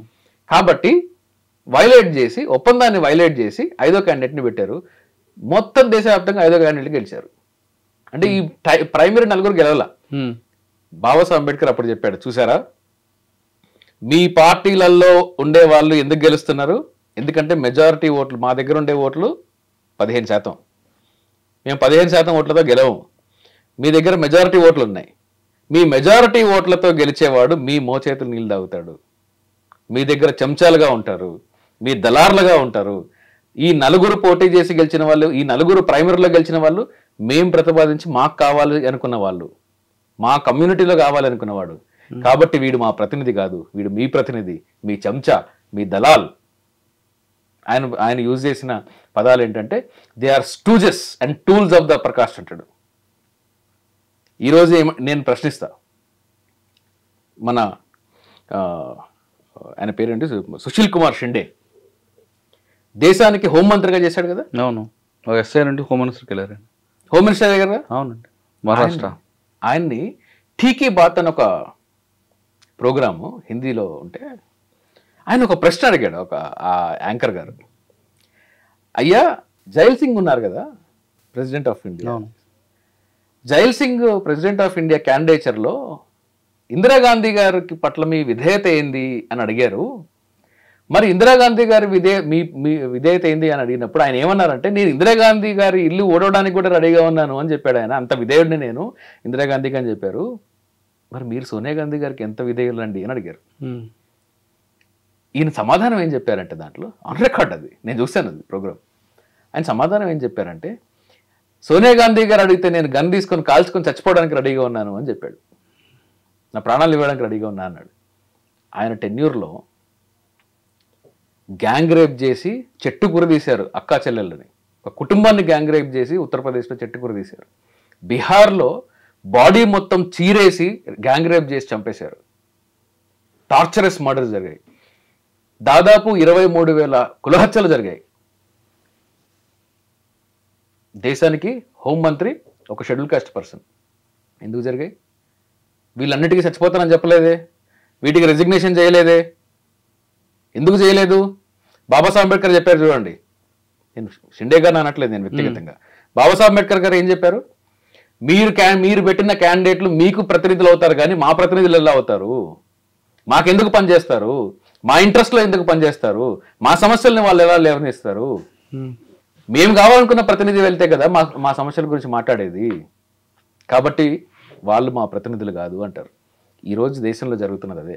బాబాసాహెబ్ అంబేద్కర్ని మోసం చేసింది కూడా వీళ్ళే. ఒక పొలిటికల్ పార్టీ బీఫామ్ తీసుకొని వెళ్ళిన తర్వాత వీళ్ళు పార్టీకి ప్రతినిధులుగా ఉంటారండి, దేశానికి ఈ కమ్యూనిటీకి ప్రతినిధులుగా ఉంటారా? ఈ రోజున మొత్తం ఫస్ట్ నుంచి కూడా రిజర్వేషన్లు వచ్చిన రోజు నుంచి కూడా ఇవి కులపరమైన రిజర్వేషన్లు అన్నారు. నాతో డిబేట్కి రెడీగా అండి, సిద్ధంగా అండి. కులపరమైన రిజర్వేషన్లు భారతదేశంలో ఎప్పుడూ లేవు. ఏ కులానికైనా ఏ వర్గానికైనా రిజర్వేషన్ కల్పించే స్థాయి, రిజర్వేషన్ కల్పించే ఒక వెసులుబాటు మన రాజ్యాంగంలో ఉన్నింది. అది కులపరమైన రిజర్వేషన్లు కాదు, కానీ అది కులపరమైన రిజర్వేషన్లను నమ్మిస్తూ వచ్చారు. ఇది ఎస్సీ ఎస్టీలకు ఇచ్చే రిజర్వేషన్, బీసీలకు ఇచ్చే రిజర్వేషన్ నమ్మిస్తూ వచ్చారు. మొట్టమొదటిసారి ఎకనామికలీ బ్యాక్వర్డ్ క్లాస్ అనే పేరుతో కులపరమైన రిజర్వేషన్లు తీసుకొని వచ్చారు. కులం రిజర్వేషన్లు ఫస్ట్ టైం వచ్చింది ఈబీసీలతో మొన్న తీసుకొని వచ్చారు. కానీ దాని పేరు ఏమని పెట్టారు? Economically backward class. Economically backward class అని చెప్తే దానిలోకి వెనుకబడిన వర్గాలని తీసుకెళ్ళడానికి లేదు. కులం ఆధారంగా వాళ్ళని ఎక్స్క్లూడ్ చేసి 10%లో తీసుకురాకుండా చేశారు. అంటే కులం ఆధారంగా మీరు ఎక్స్క్లూడ్ చేశారు కాబట్టి ఇది కులపరమైన రిజర్వేషన్. అంతకుముందున్న రిజర్వేషన్లో కులం ఆధారంగా ఎక్స్క్లూడ్ చేయడానికి వీల్లేదు. ఎవరినైనా తీసుకొని వచ్చే రిజర్వేషన్లో పెట్టచ్చు. అది కులం ఆధారంగా ఎలా అవుతుంది? ఎవరినైనా కాన్స్టిట్యూషన్ డిబేట్స్కి రమ్మని చెప్పండి, కాన్స్టిట్యూషన్ మీద డిబేట్కి రమ్మని చెప్పండి, చూద్దాం. సో ఇది మన మైండ్స్ని డాక్టర్ అంబేద్కర్ నుంచి దూరం చేయడానికి, రిజర్వేషన్లకు వ్యతిరేకంగా తయారు చేయడానికి, ఈ దేశంలో ఉండే రాజ్యాంగ స్ఫూర్తిని సమాజంలో రానివ్వకుండా చేయడానికి, రాజ్యాంగ నైతికతని సమాజంలో లేకుండా చేయడానికి చేసిన ఒక కుట్ర అని నేను అలిగేషన్ పెడతాను. బాబాసాహెబ్ అంబేద్కర్ గారు ఒక చిన్న వయసులో వాళ్ళ ఫాదర్ రమ్మంటే ఒక ట్రైన్లో వెళ్ళి పూణేలోనే ఇక్కడ వాళ్ళు ఆగినప్పుడు ఫుడ్ మాత్రం వీళ్ళ దగ్గర చాలా ఉంటుంది. రాత్రి మొత్తం వీళ్ళకి జట్కా దొరకదు, ఎందుకంటే వీళ్ళు అన్టచబుల్స్ అని తెలిసిన తర్వాత జట్కా దొరకదు. ఆ అన్టచబుల్స్ అని తెలిసిన తర్వాత కూడా ఒక జట్కా వాడు రెట్టింపు డబ్బులు ఇస్తే నేను మీతో వస్తాను, కానీ నేను పక్కన నడుస్తాను, ఈ జట్కా నువ్వే నడుపుకోవాలి, రిక్షా నువ్వే నడుపుకోవాలి అని చెప్తే ఆ రిక్షా వాడు పక్కన నడుస్తూ ఉంటే వీళ్ళు ఆ రిక్షాలో ఎక్కి రెట్టింపు డబ్బులు ఇచ్చి వెళ్తూ ఉంటే వాళ్ళ దగ్గర తినడానికి ఆహారం ఉన్నా కానీ నీళ్ళు ఇవ్వడానికి దిక్కు లేకుండా, నీళ్లు లేకుండా చేయడం వల్ల, నీళ్లు లేకపోవడం వల్ల ఆ చిన్న పిల్లలు, టెండర్ మైండ్స్ ఉన్న పిల్లలు, వాళ్ళ ఫాదర్ రాలేదు పిక్ చేసుకోవడానికి, వాళ్ళు ఒక రాత్రి ఒక సైడ్కి పడుకుంటారు, తినడానికి తిండి ఉంటుంది, ఆకలేస్తుంటుంది, నీళ్లు లేని కారణంగా తిండి తినరు. అట్లాంటి ఒక సిచ్యువేషన్ని చూసిన ఒక చిన్న అబ్బాయి దేశ పట్ల దేశ గౌరవం ఉంటుందా? ఆ దేశం పట్ల, ఆ సమాజం పట్ల అతనికి ఎటువంటి విశ్వాసం ఉంటుందా, ప్రేమ కలుగుతుందా? కానీ డాక్టర్ అంబేద్కర్ ఏం చేశారు? ఇది తప్పు, ఇది మార్చాలి, ఇది నా కోసం జరిగింది కాదు, సమాజాన్ని మార్చాలి అని చెప్పి ఆయన మరింత దేశభక్తుడయ్యాడు. దేశాన్ని మార్చడానికి ఆయన శ్రమపడ్డాడు, అంతేగాని వ్యతిరేకత, ద్వేషాన్ని పెంచుకోవాలా. ఈరోజు ఒక ఉద్యోగము ఒక అన్టచబుల్ పర్సన్స్కి 3,000 సంవత్సరాల నుంచి ఊరు బయట పెట్టిన వాళ్ళని ఒక ఉద్యోగం ఇస్తే నువ్వు ద్వేషాన్ని పెంచుకున్నావు. కానీ నువ్వు నన్ను వెలేసినప్పుడు నాకు నీళ్లు కూడా ఇవ్వనప్పుడు, నాకు తిండి ఉండి నేను తినలేని పరిస్థితి నువ్వు కలిగించినప్పుడు నేను నీ మీద ద్వేషం కాదు పెట్టుకున్నది, నిన్ను సవరించాలి, నీలో సంస్కరణ తీసుకురావాలి అని చెప్పి బాబాసాహెబ్ అంబేద్కర్ ఆ రోజు పనిచేయడం స్టార్ట్ చేశాడు. ఇది బాబాసాహెబ్ అంబేద్కర్ లెగసీ.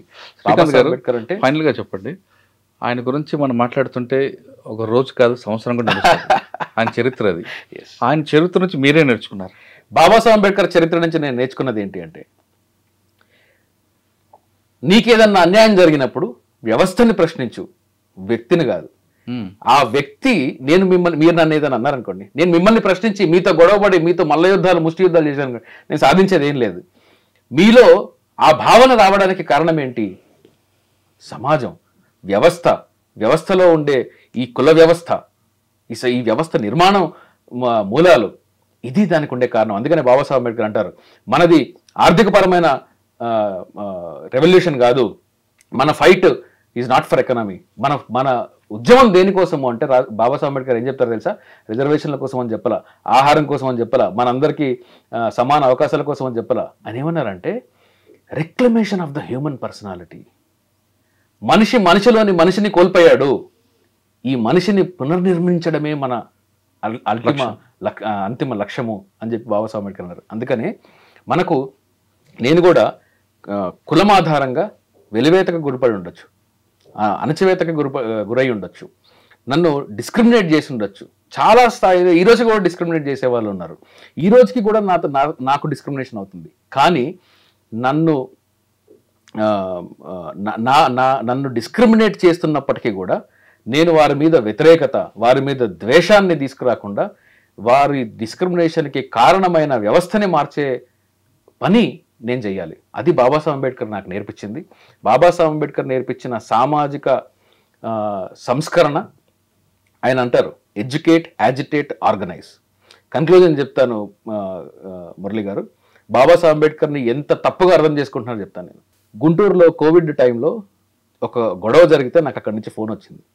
ఫోన్ వస్తే ఏంది గొడవ అంటే, ఒకరిని ఇలా కొట్టారు, మన లాయర్స్ అందరూ వెళ్తున్నారు, పాపం వాడు కూడా జూనియర్ లాయర్ అంట అని చెప్పేసి అన్నారు. ఏంది గొడవ ఏంది ఇంతకీ అంటే, అతను ఫేస్బుక్లో ఏదో రాశాడు అంబేద్కర్ గురించి. ఆ ఫేస్బుక్లో ఏం రాశాడు అంటే, అంబేద్కర్ని కోట్ చేస్తూ, నేను మద్యం సేవించడం ఆపలేని వాడిని అని అంబేద్కరే అన్నారు, మద్యం సేవించడం తప్పు కాదని అంబేద్కరే అన్నారు అని చెప్పేసి అంబేద్కర్ చెప్పినట్టు రాశారు. ఇది ఎక్కడ రాశారా నాకంటే, లేదు పుస్తకంలో ఉంది అని ఆ లాయర్, సదర్ లాయర్ అంటాడు. ఇంతకీ అదేందో గొడవ ఆపండి, ఏం చేయకండి, మన క్యాడరే చేయకండి అంటే, వాళ్ళు ఫోటో తీసి నాకు పంపిస్తే తెలుగులో చదివి నేను ఆశ్చర్యపోయా. నిజంగానే Babasaheb Ambedkar writings and speeches వాల్యూమ్స్లో ఉంది. అది గవర్నమెంట్ అచ్చేసిన పుస్తకంలో తెలుగులో ఉంది. అది ఇంత ఏంది అని చూస్తే ఆయన ఇంగ్లీష్లో రాసింది ఏంటంటే ఐఎమ్ టీ టోటలర్ అని రాశారు. అంటే నాకు ఆల్కహాల్ సేవించడం అలవాటు లేదు, నేను ఎప్పుడు మద్యం సేవించలేదు, ఐఎమ్ టీ టోటలర్ అని రాశారు. ఇది అర్థం కాక వీడు నేను మందు తాగలు ఆపుకోలేను అని వాడు దాన్ని తర్జుమా చేశాడు. అట్లాగే మీకు అనహైలేషన్ ఆఫ్ కాస్ట్ అనే పుస్తకంలో ఆయన సోషల్ రిఫార్మ్స్ గురించి చెప్తే ఏమంటాడంటే, social reforms, political reforms cannot with impunity take precedence over social reforms in the sense of reconstruction of a society is a thesis which cannot be controverted. సమాజాన్ని మార్చాలంటే సమాజాన్నే మార్చాలి, రాజకీయ సవరణలతో సమాజాన్ని మార్చడం కుదరదు, రాజకీయ సవరణలతో సమాజాన్ని మార్చడం కుదరదు, సమాజాన్ని మారితేనే సమాజం మారుతుంది అని చెప్తారు. చాలా కాంప్లెక్స్ లాంగ్వేజ్ చెప్తారు, చాలా బ్యూటిఫుల్గా చెప్తారు ఆయన. అయితే ఆయన రైటింగ్స్ని మనము అర్థం చేసుకోవడంలో విఫలమయ్యాము. ఎడ్యుకేట్, యాజిటేట్, ఆర్గనైజ్ అని ఆయన చెప్పిన దానిలో ఆయన బోధించు, సమీకరించు, పోరాడు, బోధించు, పోరాడు, సమీకరించు, ఇది ఏది ముందున్నారు ఏది తర్వాత ఉంటున్నారని అదొక పిచ్చి గోల పెట్టుకుంటారు. ఆయన చెప్పింది ఎడ్యుకేట్, యాజిటేట్, ఆర్గనైజ్. సో బోధించు, సమీకరించు, పోరాడు, బోధించు, పోరాడు, సమీకరించు, ఏదో పెట్టుకుంటారు. దీని ట్రాన్స్లేషన్ కూడా తప్పు అంటారు, ఎందుకంటే ఇది ఫస్ట్ హిందీలో ట్రాన్స్లేట్ చేసి ఉంటాడు. దీని చరిత్రలోకి పోతే శిక్షిత్ కరో, సంఘటిత్ కరో, సంఘర్ష్ కరో అని రాశాడు. దీన్ని తెలుగులో తర్జుమా చేశారు, బోధించు, సమీకరించు, పోరాడు. అది కాదండి ఆయన చెప్పిన దానికి స్ఫూర్తి ఏంటంటే విజ్ఞానించు, ఉద్యమించు, వ్యవస్థీకరించు. ఇది బాబాసాహెబ్ అంబేద్కర్ లైఫ్ యొక్క మనకు ఫైనల్ మెసేజ్. ఈ ఫైనల్ మెసేజే మనకు దిక్సూచి, ఈ ఫైనల్ మెసేజే విజ్ఞానించడం, ఉద్యమించడం అంటే రోడ్లు ఎక్కి రాస్తారోకాలు చేయడం కాదండి. Mind, education of the minds, మానవ అండర్స్టాండింగ్లో మన సమాజం పట్ల మనకుండే అవగాహనలో మార్పు తీసుకురావడము.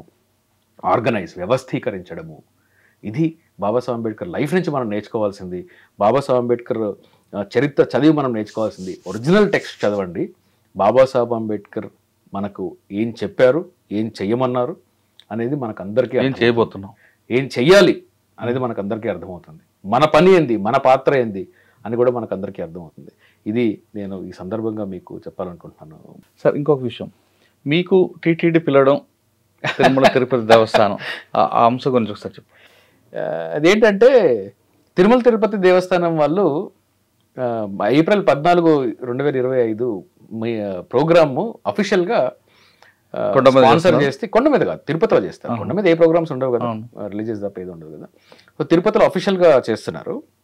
దానికి నన్ను పిలిచారు, గెస్ట్గా పిలిచారు. అక్కడ అంటే వాళ్ళు పిలిచినప్పుడు నేను వెళ్ళాలా వద్దా అని కూడా సంకోచించాను. కానీ ఎప్పుడు చేస్తుందా తిరుపతి టీటీడీ? నాకు తెలియదండి, గత కొంతకాలంగా చేస్తున్నట్టు విన్నాను నేను. అయితే నేను వెళ్ళాలా వద్దా అని చెప్పేసి సంకోచించాను. కానీ అక్కడ ఆర్గనైజర్స్ కూడా నాకు పరిచయం ఉన్న వ్యక్తులు, అంతకుముందు నేను నా మీటింగ్స్కి వచ్చిన వ్యక్తులే. అయితే వాళ్ళు నాకు చెప్పినది ఏంటి అంటే, మీరు ఏ అంశం మీద మాట్లాడండి, మీకు ఎక్కడ కూడా మేము అప్పడం అనేది జరగదు అని చెప్పారు. అండ్ నేను దీన్ని వెల్కమ్ కూడా చేస్తాను. ఏంటి అంటే, ఇప్పుడు నేను మీటింగ్కి వెళ్ళాను అనుకోండి, ఎవరు చూస్తారు? బహుశా ఈ వీడియో కూడా ఎవరు చూస్తారు? కేవలం అంబేద్కర్ మీద అభిమానం ఉన్న వాళ్ళు, లేదా నేను చెప్పేది ఫాలో అయ్యే వాళ్ళు, అంబేద్కర్ని ఫాలో అయ్యే వాళ్ళు, వీళ్ళు చూస్తారు. చెప్పాల్సింది వీళ్ళకి మాత్రమే కాదు కదా. అవును. ఎవరైతే బాబాసాహెబ్ అంబేద్కర్ని వ్యతిరేకించే వర్గాలు ఉన్నాయో, బాబాసాహెబ్ అంబేద్కర్ గురించి పూర్తిగా అవగాహన లేకుండా వ్యతిరేకించే వర్గాలు ఉన్నాయో, వ్యతిరేకించకపోయినా అవగాహన లేని వర్గాలు, ఇన్ని వర్గాలు ఉన్నాయి. వీళ్ళకి కదా చెప్పాలి. సమాజాన్ని మార్చాలి అంటే ఈ సమాజాన్ని మార్పుకి అడ్డుపడుతున్న వాళ్ళకి కదా నేను చెప్పాలి. నేను వీళ్ళు అడ్డుపడుతున్నారని చెప్పండి, టీటీడీ వాళ్ళు అడ్డుపడుతున్నారని చెప్పండి నేను. కానీ వాళ్ళు సంస్కరణకి ఒక స్టెప్ వేసినప్పుడు నేను ఆ సంస్కరణను వ్యతిరేకించడం అనేది కరెక్ట్ కాదు. జాత్ పాత్ తోడక మండల్ అనే ఒక ఆర్గనైజేషన్ బాబాసాహెబ్ అంబేద్కర్ని వారి దగ్గర స్పీచ్ ఇవ్వడానికి అని పిలిస్తే బాబాసాహెబ్ అంబేద్కర్ అంగీకరించారు. నన్ను అంబేద్కర్తో పోల్చుకోవట్లేదు, పొరపాటున పీడకల్లో కూడా నేను పోల్చుకున్నాను. ఆయన స్థాయికి మనం ఎవరైనా సరిపోం. ఆయన దాన్ని పిలిస్తే ఆయన వెళ్ళడానికి అంగీకరించిన తర్వాత మీ స్పీచ్ పంపించండి అన్నారు. స్పీచ్ చదివిన తర్వాత ఆ మీటింగ్ని క్యాన్సిల్ చేశారు. ఆయన అలా పబ్లిష్ చేసిన స్పీచే ఈరోజు ఈ దేశాన్ని, అంబేద్కరైట్స్ని, ఈ దేశ భవిష్యత్తుని కూడా శాసించబోయే ఒక పుస్తకం. దాని పేరే కుల నిర్మూలన, అన్హైలేషన్ ఆఫ్ కాస్ట్. అక్కడ ఇవ్వాల్సిన స్పీచ్ అది. బాబాసాహెబ్ అంబేద్కర్ లేదు మీరు ఏదో పెట్టారు, మీరు మీటింగ్ పెట్టారు, మిమ్మల్ని నేను నమ్మను అని చెప్పేసి ఆయన పోకుండా ఉండాల. ఆయన ఎవరైతే ఈ సంస్కరణలు వ్యతిరేకిస్తున్నారో వాళ్ళతో పనిచేయకుండా ఉండాల.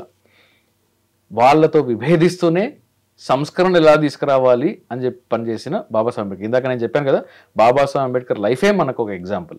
టీటీడీ వాళ్ళు ముందుకు వచ్చి ఒక ప్రోగ్రామ్ చేస్తాను అంటే వారి ఉద్దేశం ఏదైనా కానీ, ఒక సంస్కరణకి ఒక వ్యక్తిని గౌరవిస్తాను అంటే ఆ వ్యక్తిని గౌరవించే క్రమంలో నేను ఎక్కడా కూడా వారు ఎటువంటి ప్రతిపాదనలు పెట్టినా ఎక్కడా కూడా నేను దాన్ని అంగీకరిస్తాను అనే అదేం లేదు. ఆ స్టేజ్లో నాకు ఎంతోమంది బాబాసాహెబ్ అంబేద్కర్ గురించి తెలియని వాళ్ళు వచ్చే ఆస్కారం ఎక్కువ ఉన్న దగ్గర నేను వెళ్ళి బాబాసాహెబ్ అంబేద్కర్ గురించి 4 మంచి విషయాలు చెప్తే అవగాహన పెంచే అవకాశం ఉంటుంది. కాబట్టి దాన్ని నేను అంగీకరించడం. కానీ ఈ అవకాశం మీకు అదృష్టంగా అనిపించవచ్చు కదా. నేను అదృష్టాన్ని నమ్మనండి, నేను అది అవకాశమే. కాబట్టి అంటే ఆయన ఆ మహాత్ముడి గురించి చెప్పే అవకాశం ఒక ప్లాట్ఫామ్ అది ఎక్కడ దొరికినా కానీ నేను వెళ్ళి చెప్తాను. మురళి గారు ఎవరు పిలిచినా వెళ్ళి చెప్తాను. రాజ్యాంగం మీద మాకు ఇండియన్ లాయర్స్ అసోసియేషన్ అని ఒక అసోసియేషన్ ఉంది, అలాగే అసోసియేషన్ ఫర్ పబ్లిక్ ఇంట్రెస్ట్ అని చెప్పి ఒక ఎన్జిఓ ఉంది. ఈ 2 ప్లాట్ఫామ్స్లో కూడా ఇప్పటికీ కొన్ని వందల లెక్చర్స్ రాజ్యాంగ నైతికత మీద వివిధ కాలేజీల్లో, బయట పబ్లిక్లో చాలా మీటింగ్స్ పెట్టి చెప్పడం జరిగింది. అట్లాగే ఈ క్రిమినల్ చట్టాలు, కొత్త హిందీ చట్టాల గురించి మనం మాట్లాడుకున్నాం. దాని గురించి ఆదివారం రోజు లాయర్స్ అసోసియేషన్ వాళ్ళు, నేను ఇటు తిరుపతికి ఉన్నాను కాబట్టి 13వ తారీఖు నిన్న ఆయన క్రిమినల్ చట్టాల మీద ఒక అవగాహన శిబిరం పెట్టడం జరిగింది. ఆ క్రిమినల్ చట్టాల్లో కూడా మానవ హక్కులేంది, రాజ్యాంగ హక్కులేంది, రాజ్యాంగం మనకు కల్పించింది ఏంది, ఎలా ఈ రాజ్యాంగం కల్పించిన దానికి మనకు ఈ కొత్త చట్టాలు వ్యతిరేకంగా ఉన్నాయనేది. అంటే బేసిక్గా ఒక ప్లాట్ఫామ్ దొరికినప్పుడు, అంబేద్కర్ భావజాలాన్ని చెప్పే ప్లాట్ఫామ్ నాకు దొరికినప్పుడు, అట్లాగే రాజ్యాంగం గురించి చెప్పడానికి ఒక ప్లాట్ఫామ్ దొరికినప్పుడు నేను ఆ ప్లాట్ఫామ్ని ఖచ్చితంగా నేను వెళ్ళి వాడుకుంటాను, ఉపయోగించుకుంటాను. నేను ఎక్కడా కూడా వారు నన్ను వ్యతిరేకించవచ్చు, నాతో విభేదించవచ్చు, నేను వారితో విభేదించవచ్చు. కానీ విభేదించిన తర్వాత కూడా మాట్లాడగలగాలి. అదే రాజ్యాంగం, అదే డెమోక్రసీ. నువ్వు చెప్పిన దాన్ని నేను వ్యతిరేకిస్తాను, కానీ నువ్వు నన్ను వ్యతిరేకించవచ్చు అనడంలోనే డెమోక్రసీ యొక్క మెచ్యూరిటీ ఉంది.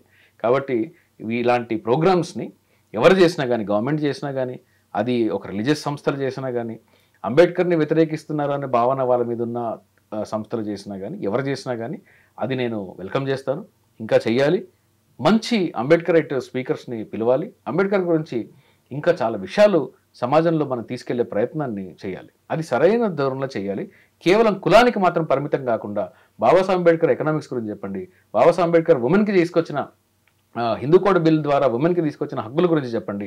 ఈరోజు 8 గంటల పని మీరు కార్పొరేట్లో 8 గంటలు మాత్రమే పని చేయగలుగుతున్నారు, ఫ్యాక్టరీలో 8 గంటలు మాత్రమే పని చేస్తున్నారు, అంతకన్నా ఎక్కువ పని చేస్తే ఓవర్ టైం ఇవ్వాలి, దానికి వాళ్ళు చాలా విసులుబాటు కలిగించాలి అనే హక్కుని బాబాసాహెబ్ అంబేద్కర్ మీకు తీసుకొచ్చారని చెప్పండి. మెటర్నిటీ బెనిఫిట్ని బాబాసాహెబ్ అంబేద్కర్ తీసుకొచ్చారని చెప్పండి. సెలవు దినాన్ని బాబాసాహెబ్ అంబేద్కర్ తీసుకొచ్చారని చెప్పండి. ఈ దేశంలో ఉండే లేబర్ చట్టాలు, మ్యాక్సిమం లేబర్ చట్టాలు రావడానికి కారణం బాబాసాహెబ్ అంబేద్కర్ అని చెప్పండి. లేబర్ పార్టీ పెట్టినప్పుడు బాబాసాహెబ్ అంబేద్కర్ ఒక చాలా ఇంపార్టెంట్ చెప్పారు మురళి గారు.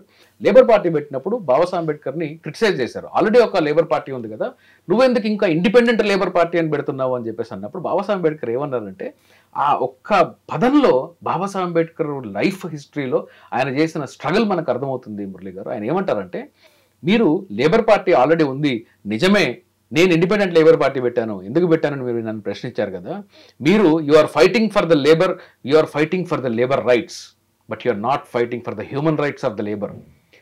లేబర్ యొక్క హక్కుల కోసం మీరు పోరాటాలు చేస్తున్నారు, కానీ లేబర్ యొక్క మానవ హక్కుల కోసం నేను పోరాటం చేస్తాను అన్నాడు. అంటే human rights of the labour కోసం నేను చేస్తాను, అందుకే నేను లేబర్ పార్టీ పెట్టాను.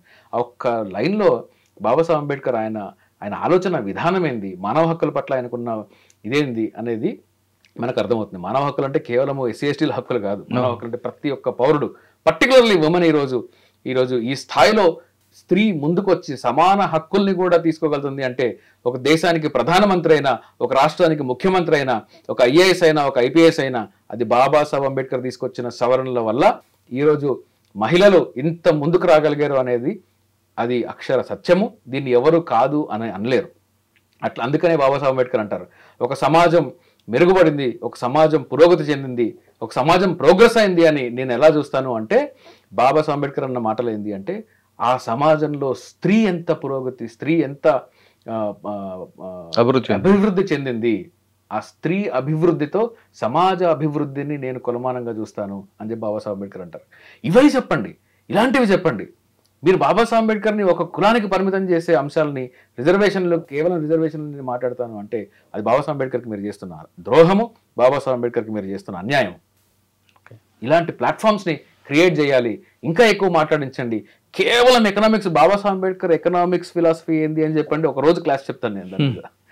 బాబాసాహెబ్ అంబేద్కర్ కేవలం తీసుకొచ్చిన ఉమెన్కి పట్ల తీసుకొచ్చిన హక్కులు ఏందని చెప్పండి, ఇంకొక రోజు క్లాస్ చెప్తాను దాని మీద.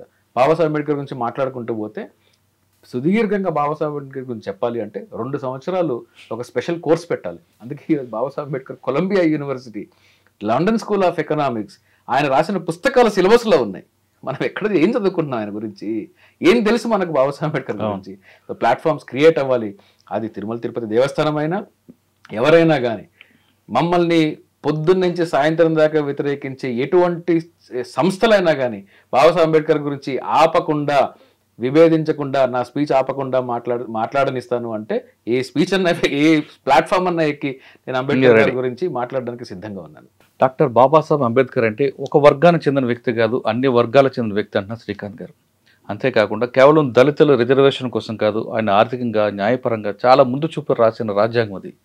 అటువంటి వ్యక్తి ఒక విషయం మంచి మాట చెప్పారు, ఒక వ్యక్తితో నీకు విరోధం వస్తే ఆ వ్యక్తితో యుద్ధం చేయకు, ఆ వ్యక్తి ఆ విధంగా తయారవడానికి కారణం వ్యవస్థ మీద పోరాటం చేయి, అప్పుడు ఖచ్చితంగా ఆ వ్యక్తే కాదు మిగతా సమాజం కూడా బాగుపడుతున్నట్టు బాబాసాహెబ్ అంబేద్కర్ చెప్పిన మంచి వ్యాఖ్యలు శ్రీకాంత్ గారు చెప్తారు. అందరూ శ్రీకాంత్ గారే కాదు, ఈ అంశం మీద అందరం గారు కరెక్ట్గా ఉంటే ఇద్దరు వ్యక్తుల మధ్య ఎప్పుడు కూడా యుద్ధాలు జరగవు. మన వ్యవస్థ మీద పోరాటం చేస్తే ఖచ్చితంగా భావితరంలో మిగతా వాళ్ళందరూ కూడా బాగుంటారనే విషయాన్ని మనం అర్థం చేసుకోవాలి. ఇది శ్రీకాంత్ గారితో ఎక్సలెంట్ అంటారు. వచ్చే వారం మరో అంశాల్లో మళ్ళీ కలుద్దాం. అంతవరకు నమస్తే. థ్యాంక్ యూ అండి. Thank you very much. నమస్తే మురళి గారు. అండ్ లాస్ట్ లైన్ ఐ డ్రీమ్కి నేను ప్రత్యేకంగా ధన్యవాదాలు చెప్తున్నానండి. ఎందుకంటే ఇది ఐ డ్రీమ్ లాంటి సంస్థ కూడా ఈ రోజు నాకు ప్రత్యేకమైన ప్రోగ్రాం పెట్టాలనుకోవడం, అందులో నాతో చర్చించే అవకాశం నాకు ఇవ్వడం కూడా నేను ఐ డ్రీమ్ని అభినందిస్తున్నాను. మురళి గారు, థ్యాంక్ యూ సో మచ్.